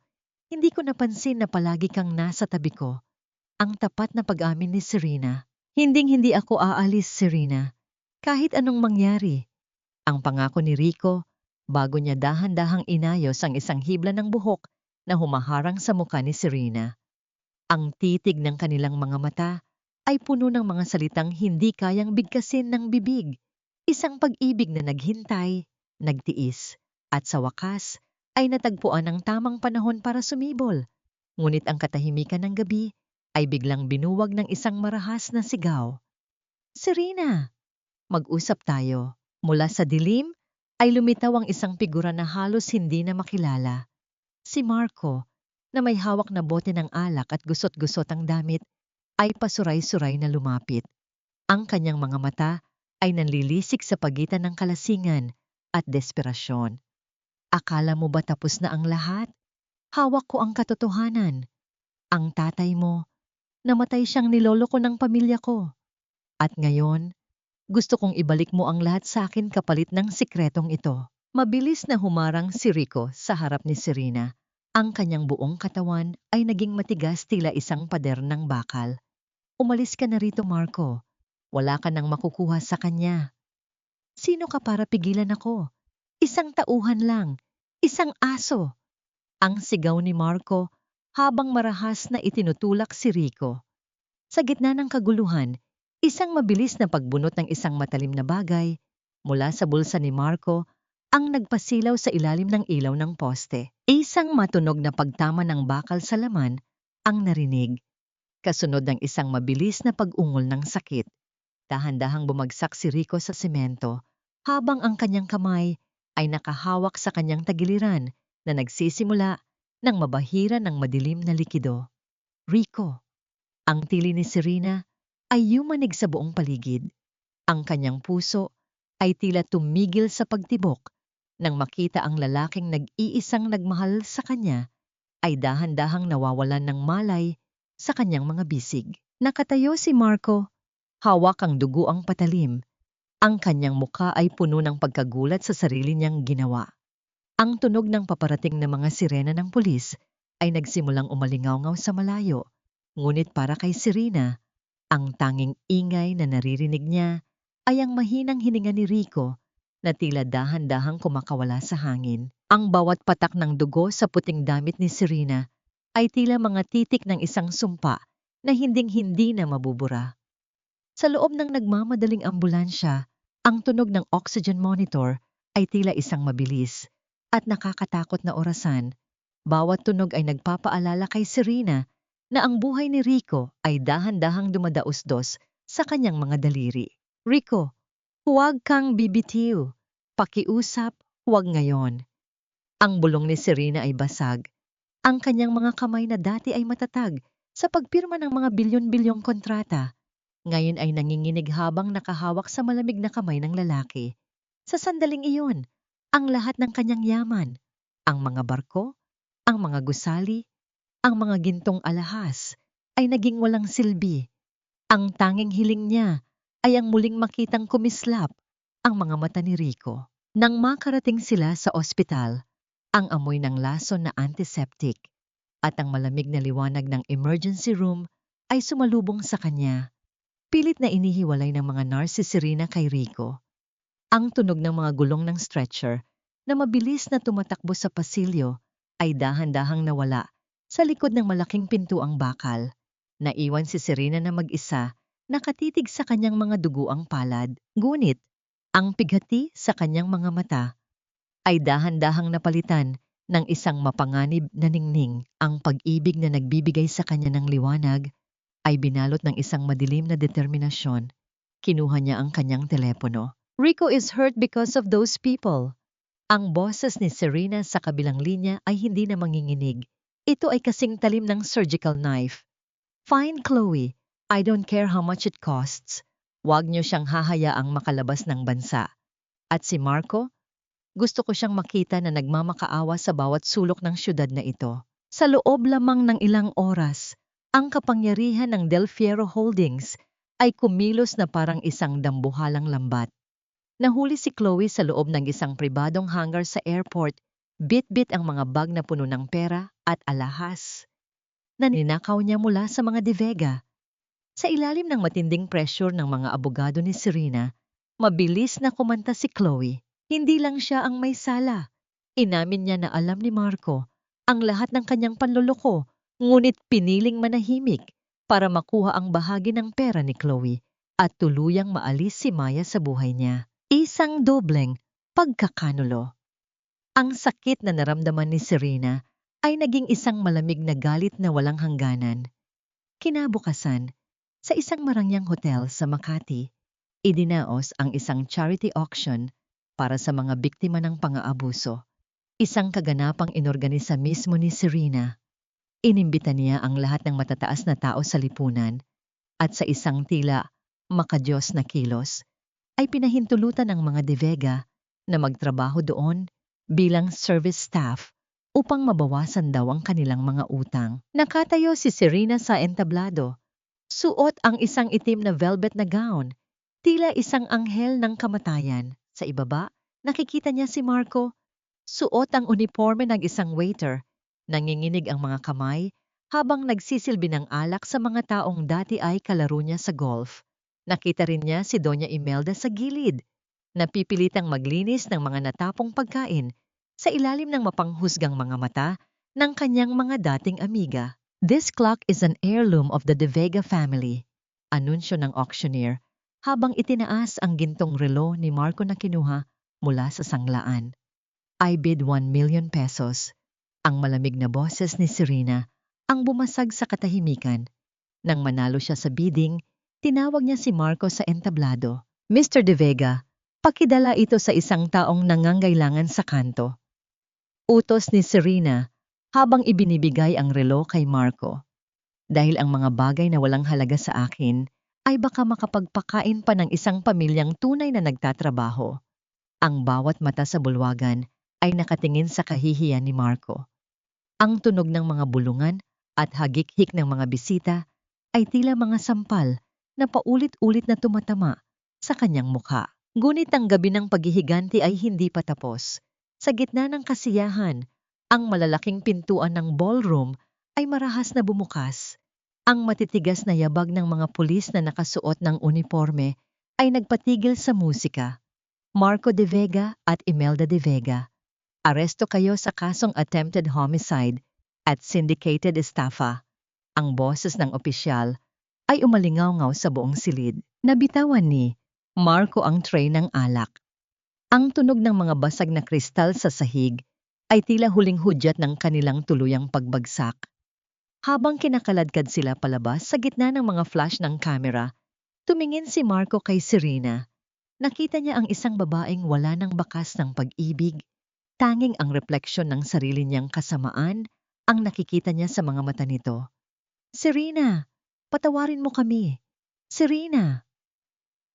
Ang tili ni Doña Imelda ay naputol nang isara ang pinto ng sasakyan ng pulis. Naiwan si Serena na nakatayo sa entablado, hinggal at pagod. Ang bawat bahagi ng kanyang plano ay natupad, ngunit ang kanyang puso ay nananatiling nasa ICU ng ospital. Dahan-dahan siyang bumaba sa entablado, tinanggal ang kanyang mga hikaw at mabilis na naglakad patungo sa sasakyan. Rico, pakiusap, lumaban ka. Ang tanging bulong niya sa dilim ng gabi, habang ang sasakyan ay mabilis na bumabalik sa ospital. Ang tagumpay ay walang lasa kung walang taong pagsasaluhan nito. Ang malamig na rehas ay hindi lamang gawa sa bakal. Ito ay gawa sa mga pagkakamaling hindi na mababawi at mga kasinungalingang tuluyan ng gumuho. Sa loob ng madilim na selda ng kulungan ng mga babae, nakaupo si Imelda sa isang manipis na kutsyon na amoy amag at luma. Wala na ang kanyang mga brilyanteng hikaw, wala na ang kanyang mamahaling terno. Ang kanyang buhok, na dati ay laging maayos ang pagkakapusod, ngayon ay gulo-gulo at may mga hibla na ng puti na tila lumabas sa loob lamang ng isang gabi. Ang bawat tunog ng susi ng gwardya na tumatama sa rehas ay nagpapatalon sa kanyang puso sa takot. Sa kakabilang gusali, sa selda ng mga lalaki, nararanasan naman ni Marco ang impyernong hindi niya kailanman inakala. Siya na dating hari ng kanyang kumpanya ay ngayon ay pinaglilingkuran ng mga mas matitikas at mas marahas na bilanggo. Ang kanyang mga kamay ay puno ng mga pasa, hindi dahil sa trabaho, kundi dahil sa mga pagsubok na ipinapagawa sa kanya ng mga kasama sa loob. Isang hapon, ang katahimikan ng bisitahan ay binuwag ng pagpasok ng isang babaeng tila hindi kabilang sa mundo ng mga rehas. Nakasuot si Serena ng isang simpleng asul na damit, ngunit ang kanyang tindig ay sapat na upang patahimikin ang buong silid. Kasunod niya si Rico, na bagaman may balot pa ang tagiliran sa ilalim ng kanyang barong, ay nakatayo ng matuwid at tapat sa tabi ng kanyang chairman. Dahan-dahang lumapit si Serena sa glass partition kung saan naghihintay si Imelda. Nang makita ng matanda si Serena, mabilis siyang lumapit at idinikit ang kanyang mga palad sa salamin. Serena, anak, ilabas mo ako rito. Pakiusap, hindi ko na kaya rito. Ang boses ni Imelda ay gumaralgal, puno ng desperasyon at pilit na tamis na tila ba nakalimutan niya ang lahat ng kanyang ginawa. Si Marco. Nasasaktan siya sa loob. Pakiusap. Ikaw lang ang makapagliligtas sa amin. Tumingin si Serena kay Imelda ng tahimik at matatag. Wala nang galit sa kanyang mukha, ngunit wala na rin ang dating pananabik na marinig ang mga salitang matagal niyang hinintay. Madam, mahinahon niyang sabi, mas mabuti sigurong huwag na nating pilitin ang mga katawagang wala ng kahulugan para sa akin. Huminga siya ng malalim bago nagpatuloy. Ang babaeng nagpalaki sa akin, nag-alaga sa akin, at nanatili sa tabi ko sa pinakamahihirap na panahon ng buhay ko, ang itinuturing kong ina. Siya ang nagturo sa akin ng pagmamahal, katatagan, at dignidad. Saglit siyang tumingin sa taong nasa tabi niya. At ang mga taong nanatili sa akin noong wala akong maaasahan, sila ang naging pamilya ko. Hindi dahil sa dugo o pangalan, kundi dahil pinili nilang samahan at suportahan ako kahit wala silang obligasyong gawin iyon. Nanatiling kalmado ang kanyang tinig, ngunit bawat salita ay puno ng katiyakan. Hindi ko sinasabi ito upang manakit. Sinasabi ko ito dahil natutunan ko ng kilalanin kung sino ang tunay na naroon para sa akin noong mga panahong kailangan ko sila. Sinalubong din ni Serena ang tingin ni Marco na kasalukuyang inilalabas mula sa kabilang pinto. Ang mukha ni Marco ay tila isang tuyong dahon, walang buhay at puno ng pagsisisi. Nandito ako para sa isang huling kasunduan. Ang boses ni Serena ay kasing lamig ng semento sa ilalim ng kanilang mga paa. Ibalik ninyo ang lahat ng mga dokumento ng ari-arian na ninakaw ninyo mula sa tatay ko. Ang mga lupain sa probinsya, ang mga shares na ipinangalan ninyo sa mga dummy accounts ninyo. Gawin ninyo yan at kakausapin ko ang aking mga abogado na wag nang ituloy ang kasong syndicated estafa. Mananatili pa rin kayo rito para sa attempted homicide ni Marco, pero mas maiksi ang magiging sentensya ninyo. Ibibigay namin lahat. Basta tulungan mo kaming gumaan ang buhay dito. Mabilis na sagot ni Imelda, tila isang linta na kumakapit sa huling pagkakataon. Tumingin si Serena kay Marco.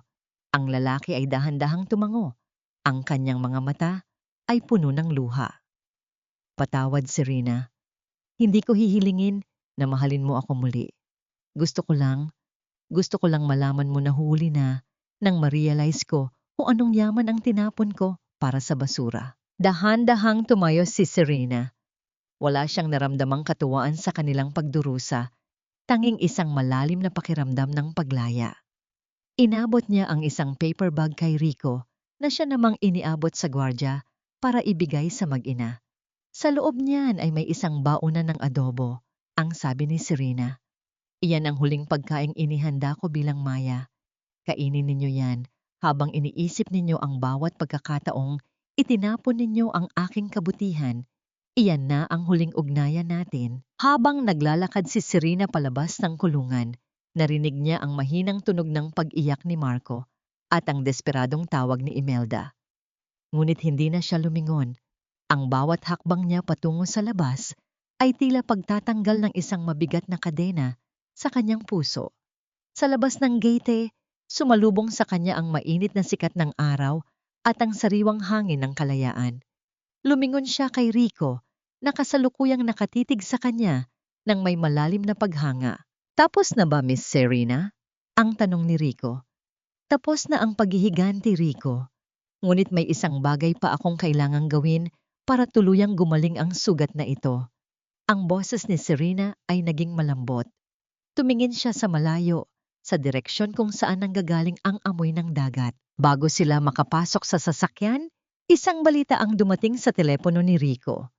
Si Chloe ay formal na ring na extradite at kasalukuyang nasa ilalim ng kustodya ng mga awtoridad sa kabilang pasilidad. Ang lahat ng mga piraso ng puzzle ay nasa kani-kanilang lugar na. Rico? Tawag ni Serena habang nakatitig sa kanyang mga kamay na malinis na mula sa dumi ng kahapon. Opo, Chairman. May sasabihin ka ba sa akin bago tayo bumalik sa opisina? Sa sulat na iniwan mo sa ospital. Ano ang giibig mong sabihin? Napatigil si Rico. Ang kanyang muka ay bahagyang namula at ang kanyang titig ay naging mailap. Chairman, ang sulat na yun ay dala lamang ng akala ko ay huling sandali ko na. Isang matamis at totoong nangiti ang sumilay sa mga labi ni Serena. Isang ngiting matagal nang hindi nakikita ng mundo. Gusto kong marinig ito mula sa Rico, hindi sa papel. Ang katahimikan sa paligid ng kulungan ay naging saksi sa isang bagong simula. Ang tunog ng mga ibon sa mga puno at ang marahang pag-ihip ng hangin ay tila nagdiriwang sa tagumpay ng isang pusong nahanap ang kanyang tunay na tahanan. Ang katahimikan sa loob ng malawak na mansyon ng mga Del Fierro ay tila isang mabigat na kumot na dahan-dahang sumasakal kay Serena. Sa kabila ng kanyang tagumpay, sa kabila ng pagkakakulong ng mga taong nanakit sa kanya, may isang bahagi ng kanyang puso na tila naiwang hungkag. Ang bawat sulok ng bahay na dati ay puno ng mga plano para sa paghihiganti, ngayon ay naging saksi na lamang sa kanyang pangungulila. Iniwan niya ako, Rico. Bakit mo ako iniwan? Ang bulong ni Serena ay tila isang panalangin sa gitna ng dilim habang hawak niya ang lukot na sulat na iniwan ni Rico sa ospital. Sa sulat na yon, inamin ni Rico ang kanyang lihim na pag-ibig, ngunit kasama nito ang masakit na katotohanan na para sa kanya, siya ay isang hamak na lingkod lamang na walang karapatang mangarap na makasama ang isang reyna. Hindi nagatubili si Serena. Inatasan niya ang kanyang mga tauhan na hanapin ang kinaroroonan ni Rico, ngunit sa pagkakataong ito, hindi niya ginamit ang kanyang kapangyarihan para pilitin ang lalaki. Ginamit niya ang kanyang puso. Nalaman niyang bumalik si Rico sa kanyang kinalakihang bayan sa isang liblib na isla sa Palawan, kung saan ang tanging maririnig ay ang awit ng dagat at ang bulong ng hangin sa mga puno ng niyog. Ang paglalakbay patungo sa Palawan ay tila isang paglalakbay pabalik sa kanyang sarili. Habang lulan ng maliit na bangka, pinagmamasdan ni Serena ang asul na tubig na humahampas sa gilid ng kahoy na lumilikha ng mga puting bula na tila mga pira-pirasong alaalang dahan-dahang naglalaho. Ang amoy ng alat sa hangin at ang init ng araw sa kanyang balat ay nagparamdam sa kanya ng isang uri ng kalayaan na hindi kayang ibigay ng kanyang mga bilyon-bilyong ari-arian. Pagdating sa Pampang, ang puting buhangin na pino at malambot ay sumalubong sa kanyang mga paa sa isang maliit na bahay kubo na nakatayo sa ilalim ng malalaking puno ng mangga. Nakita niya ang isang pamilyar na figura. Si Nanay Rosa, ang matandang tagapagluto na naging tanging sandigan niya sa gitna ng kalupitan ng mga De Vega ay kasalukuyang nagpapatuyo ng mga isda. Mrs. Serena, Diyos ko, ano ang ginagawa ninyo rito? Ang gulat sa tinig ni Nanay Rosa ay sapat na upang mapaluha si Serena. Mabilis siyang lumapit at niyakap ang matanda, tila isang batang nawala at sa wakas ay nakauwi na. Nandito po ako para sa kanya, Nanay Rosa. Nasaan po si Rico? Iwinasiwas ni Nanay Rosa ang kanyang kamay patungo sa dulo ng pampang kung saan may isang lalaking nakatayo sa tabi ng isang maliit na bangka. Nariyan siya, anak. Mula nang dumating siya rito, palagi siyang nakatingin sa dagat, tila naghihintay ng isang bagay na alam niyang hindi na darating. Ang sugat niya sa katawan ay magaling na, pero ang sugat sa kanyang puso tila lumalalim sa bawat araw. Dahan-dahang lumapit si Serena. Ang tunog ng kanyang mga hakbang sa buhangin ay nalulunod sa banayad na tunog ng mga alon. Nang lumingon si Rico, ang gulat at hapdi sa kanyang mga mata ay hindi maikakaila. Chairman, bakit kayo nandito? Hindi po ligtas ang lugar na ito para sa inyo. Ang boses ni Rico ay matigas. Ngunit ang panginginig ng kanyang mga kamay ay nagpapakita ng tunay niyang nararamdaman. Huwag mo akong tawaging Chairman, Rico. Ang babaeng nasa harap mo ngayon ay hindi ang may-ari ng Del Fierro Holdings. Ako lang ito. Si Serena, ang babaeng iniligtas mo sa gitna ng bagyo. Ang boses ni Serena ay puno ng pagsusumamo. Bakit ka umalis nang walang paalam? Bakit mo iniisip na ang yaman ko ay isang pader sa pagitan nating dalawa? Dahil iyon ang katotohanan, Serena. Isa lang akong bodyguard. Ang trabaho ko ay protektahan ka, hindi ang mahalin ka. Ang mapait na sagot ni Rico habang umiiwas ng tingin. Hindi sumagot si Serena. Sa halip, pumasok siya sa loob ng maliit na kusina ng kubo. Kumuha siya ng ilang sangkap na naroon, toyo, suka, bawang at karne. Sa kabila ng pagtataka ni Rico, nagsimulang magluto si Serena. Ang tunog ng paggisado ng bawang sa kawali at ang halimuyak ng kumukulong sarsa ay tila isang mahika na bumabalot sa paligid. Inihanda ni Serena ang isang simpleng hapunan sa maliit na lamesang kawayan. Ang adobong niluto niya ay hindi para sa isang amo, kundi para sa lalaking nagbigay sa kanya ng dahilan para mabuhay muli.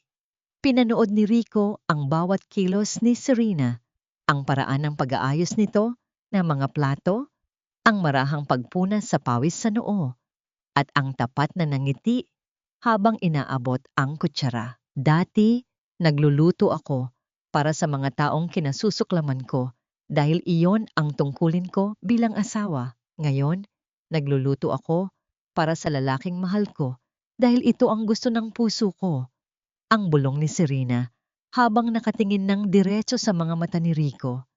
Rico, hindi ko kailangan ng isang bodyguard. Kailangan ko ng isang makakasama sa pagbuo ng buhay na hindi nakabase sa takot o paghihiganti. Dahan-dahang lumambot ang ekspresyon ni Rico. Ang pader na itinayo niya sa kanyang isipan ay dahan-dahang gumuho sa harap ng katapatan ng babaeng nasa harap niya. Inabot niya ang kamay ni Serena sa ibabaw ng lamesa. Ang init ng kanilang mga balat ay tila isang kuryenteng nagpapanumbalik ng buhay sa kanilang dalawa. Ngunit, ang katahimikan ng kanilang muling pagkikita ay biglang binuwag ng isang malakas na sipol ng hangin. Ang langit na kanina ay maaliwalas, ngayon ay biglang nagdilim at naging kulay ube. Ang tunog ng mga dahon ng niyog na marahas na humahampas sa isa't isa ay nagpapahiwatig ng isang paparating na panganib.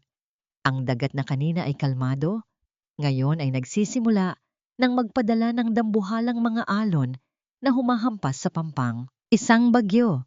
Ang boses ni Rico ay naging seryoso. Hindi tayo makakaalis sa islang ito hanggat hindi ito lumilipas. Ang tunog ng unang patak ng ulan sa bubong na anahaw ay tila hudyat ng isang bagong pagsubok. Sa gitna ng paparating na unos, nakatayo ang dalawang kaluluwa na matagal nang nawawala. Ngayon ay magkasamang haharap sa bagsik ng kalikasan na ang tanging sandigan ay ang init ng kanilang mga kamay na hindi na muling bibitiw. Ang banggis ng kalikasan ay tila isang babala na walang puwang ang pag-alinlangan sa pagitan ng dalawang pusong nagtatagpo sa gitna ng panganib. Ang bawat hagupit ng hangin sa labas ng maliit na kubo ay tila sigaw ng isang dambuhalang nagngangalit. Pilit na binubuksan ang mga bintanang gawa sa kawayan at nipa. Sa loob, ang liwanag mula sa isang pirasong kandila ay sumasayaw. Nagbibigay ng mahahabang anino sa dingding na tila nakikiramay sa tensyong bumabalot kina Serena at Rico. Mabilis ang kilos ni Rico. Kahit may kaunting hapdi pa sa kanyang tagiliran, hindi siya tumitigil sa pagtatali ng mga lubid para masigurong hindi tatangayin ng hangin ang kanilang bubong. Ang bawat galaw niya ay puno ng pag-iingat para sa babaeng kasama niya. Si Serena naman ay nakaupo sa sulok, yakap ang kanyang mga binti habang pinagmamasdan ang bawat butil ng pawis na dumadaloy sa noo ni Rico. Ang kaibahan ng sitwasyong ito sa maranyang buhay na iniwan niya sa Manila ay tila isang malupit ngunit magandang biro ng tadhana. Rico, sapat na yan. Halika rito, baka bumukas ang sugat mo. Ang tawag ni Serena. Ang kanyang boses ay bahagyang nalulunod sa ingay ng ulan na tila bumubutas sa bubong. Huminga ng malalim si Rico at dahan-dahang lumapit. Naupo siya sa sahig na kawayan, ilang pulgada ang layo kay Serena. Ang amoy ng basang lupa at ang init ng kanilang mga katawan ay naghahalo sa maliit na espasyo.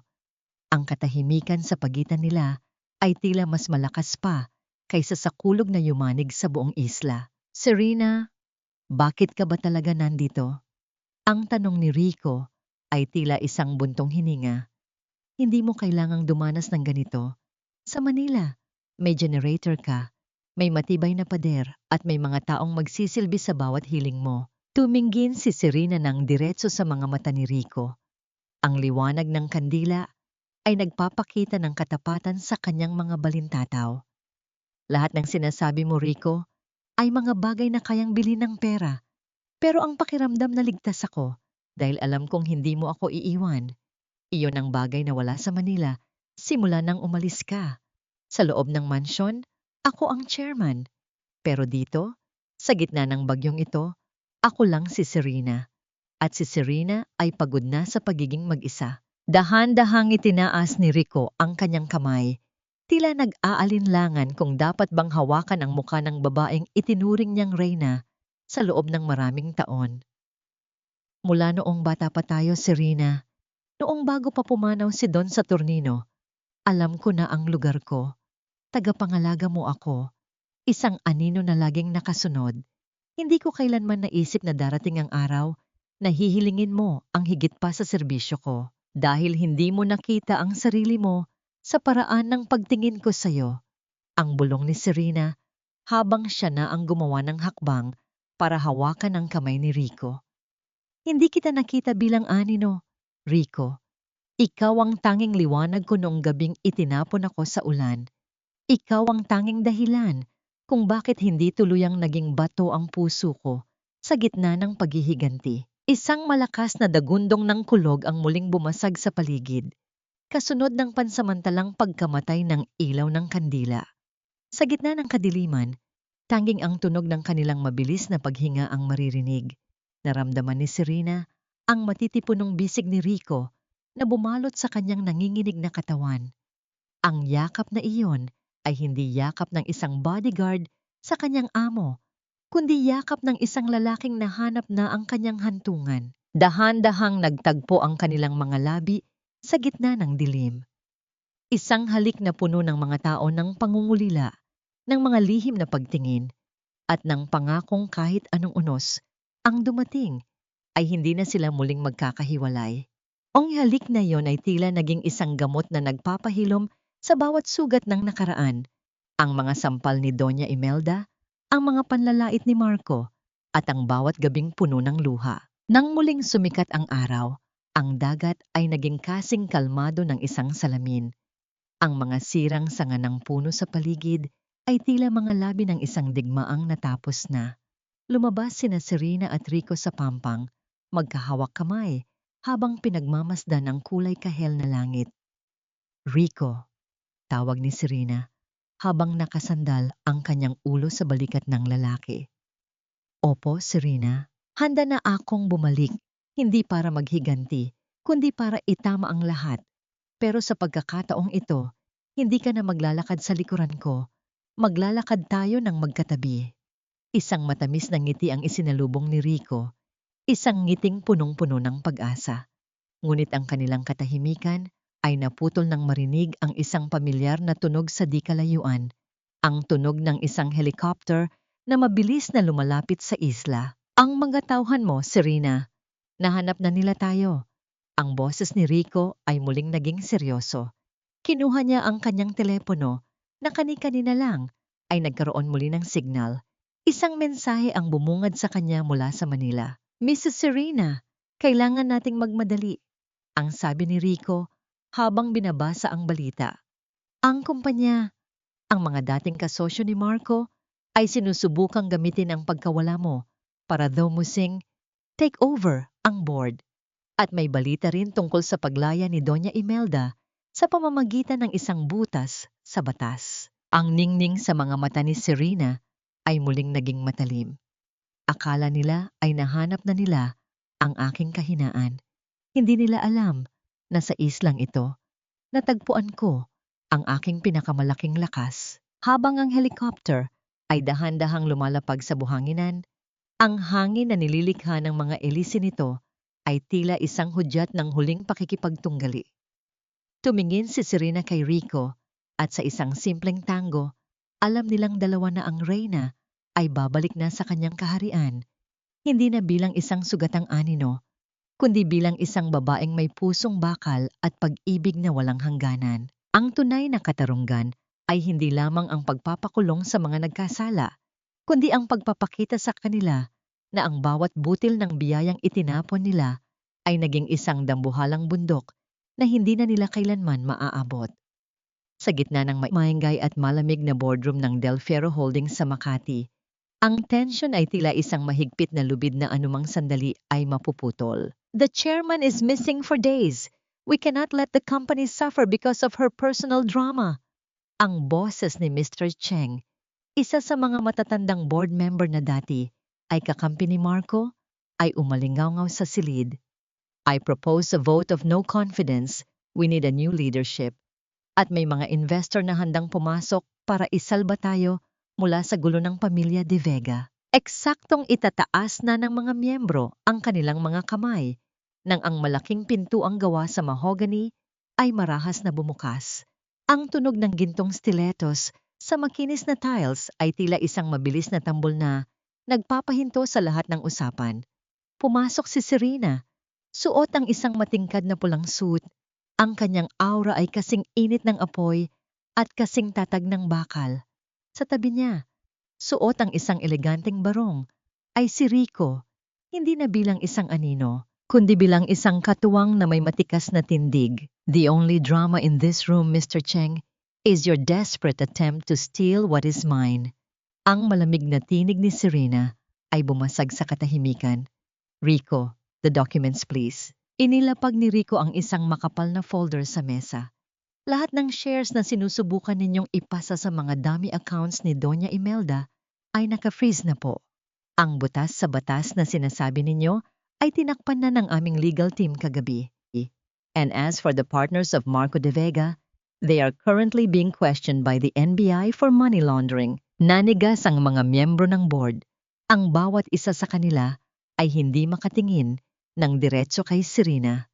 Sa isang iglap, ang rebelyon sa loob ng kumpanya ay nauwi sa isang tahimik na pagsuko. Samantala, sa isang maalikabok na kalsada, sa labas ng gusali, dalawang figura ang dahan-dahang naglalakad sa ilalim ng matirik na araw. Si Doña Imelda, na bagaman nakalaya sa teknikalidad ng batas, ay wala ng kahit isang sentimo sa kanyang bulsa. Ang kanyang balat ay naging tuyot, at ang kanyang mga mata ay wala na ng dating kislap ng pagmamataas. Kasama niya si Marco, na kasalukuyang nakasuot ng maduming uniforme ng isang construction worker, dala ang kanyang tanghalian na nakabalot sa lumang dyaryo. Napatigil sila sa harap ng isang malaking screen sa labas ng mall. Ang balita ay tungkol sa paglulunsad ng Don Saturnino Santos Foundation, isang scholarship program para sa mga anak ng mga manggagawa sa pier. Nakita nila si Serena sa screen, napakaganda at puno ng dangal, habang hawak ang kamay ni Rico. Ipinapakilala ko sa inyong lahat ang aking partner, si Rico, ang lalaking nagturo sa akin na ang tunay na yaman ay hindi nasusukat sa ginto, kundi sa katapatan at sakripisyo. Ang pahayag ni Serena sa harap ng maraming mamamahayag. Napaluhod si Doña Imelda sa gilid ng kalsada. Ang bawat salita ni Serena ay tila isang matalim na kutsilyo na humihiwa sa kanyang huling hibla ng pagkatao. Naalala niya kung paano niya tinawag na kargador ang tatay ni Serena at kung paano niya hinamak si Rico bilang isang aso. Ngayon, ang mga taong hinamak niya ang siyang tinitingala ng buong bansa. Marco, ang anak ko, ang mahinang iyak ni Imelda. Tingnan mo, iyan dapat ang buhay natin. Kung naging mabuti lang sana tayo. Hindi sumagot si Marco. Tumingin siya sa kanyang mga kamay na puno ng kalyo at dumi. Ang bawat hapdi ng kanyang trabaho ay paalala ng bawat pasakit na ibinigay niya kay Maya. Sa loob ng bilangguan, si Chloe naman ay kasalukuyang naglilinis ng mga palikuran. Ang kanyang pangarap na karangyaan ay nauwi sa rehas at poot. Bumalik ang eksena sa loob ng hotel kung saan idinadaos ang selebrasyon. Lumapit si Serena sa bintan. Tinitingnan ang papalubog na araw. Lumapit si Rico at dahan-dahang niyakap siya mula sa likuran. Tapos na ang lahat, Serena. Bulong ni Rico. Opo, Rico. Tapos na, tugon ni Serena. Nakita ko si Doña Imelda kanina sa labas. Pero wala na akong nararamdamang galit, tanging awa na lamang. Tumingin si Serena sa camera ng isang reporter na kumukuha ng panayam. Isang matamis at payapang ngiti ang sumilay sa kanyang mga labi. Isang mensaheng para sa lahat ng mga kababaihang nakakaranas ng pang-aapi. Ang yaman ay nasa puso, hindi sa bulsa. Ang huling hirit ni Serena bago siya tuluyang humarap kay Rico. Dahil ang gintong hindi kumukupas ay ang pag-ibig na nahanap sa gitna ng unos. Ang tunog ng palakpakan ng mga tao at ang marahang musika sa paligid ay naging hudyat ng pagsasara ng isang madilim na kabanata at ang pagbubukas ng isang buhay na puno ng liwanag, katarungan at tunay na kaligayahan. Isang taon na ang lumipas simula nang yanigin ng bagyo ang pampang ng Palawan at ang mga boardroom ng Makati. Ngunit ang kapayapaang namamayani ngayon sa puso ni Serena ay higit pa sa anumang katahimikang dala ng karangyaan. Ang sikat ng umaga ay dahan-dahang sumisilip sa malalaking bintana ng kanyang bagong tahanan, isang bahay na hindi kasing laki ng dati niyang mansyon, ngunit punong-puno ng init at hininga ng pagmamahalan. Sa hardin, ang amoy ng mga bagong bukadrekad na rosas at sampagwita ay humahalimuyak sa hangin. Nakatayo si Serena sa balkonahe, bit-bit ang isang tasang mainit na tsokolate. Ang kanyang mga mata ay nakapako sa malawak na damuhan kung saan makikita si Rico na kasalukuyang nakikipaglaro sa isang maliit na bata.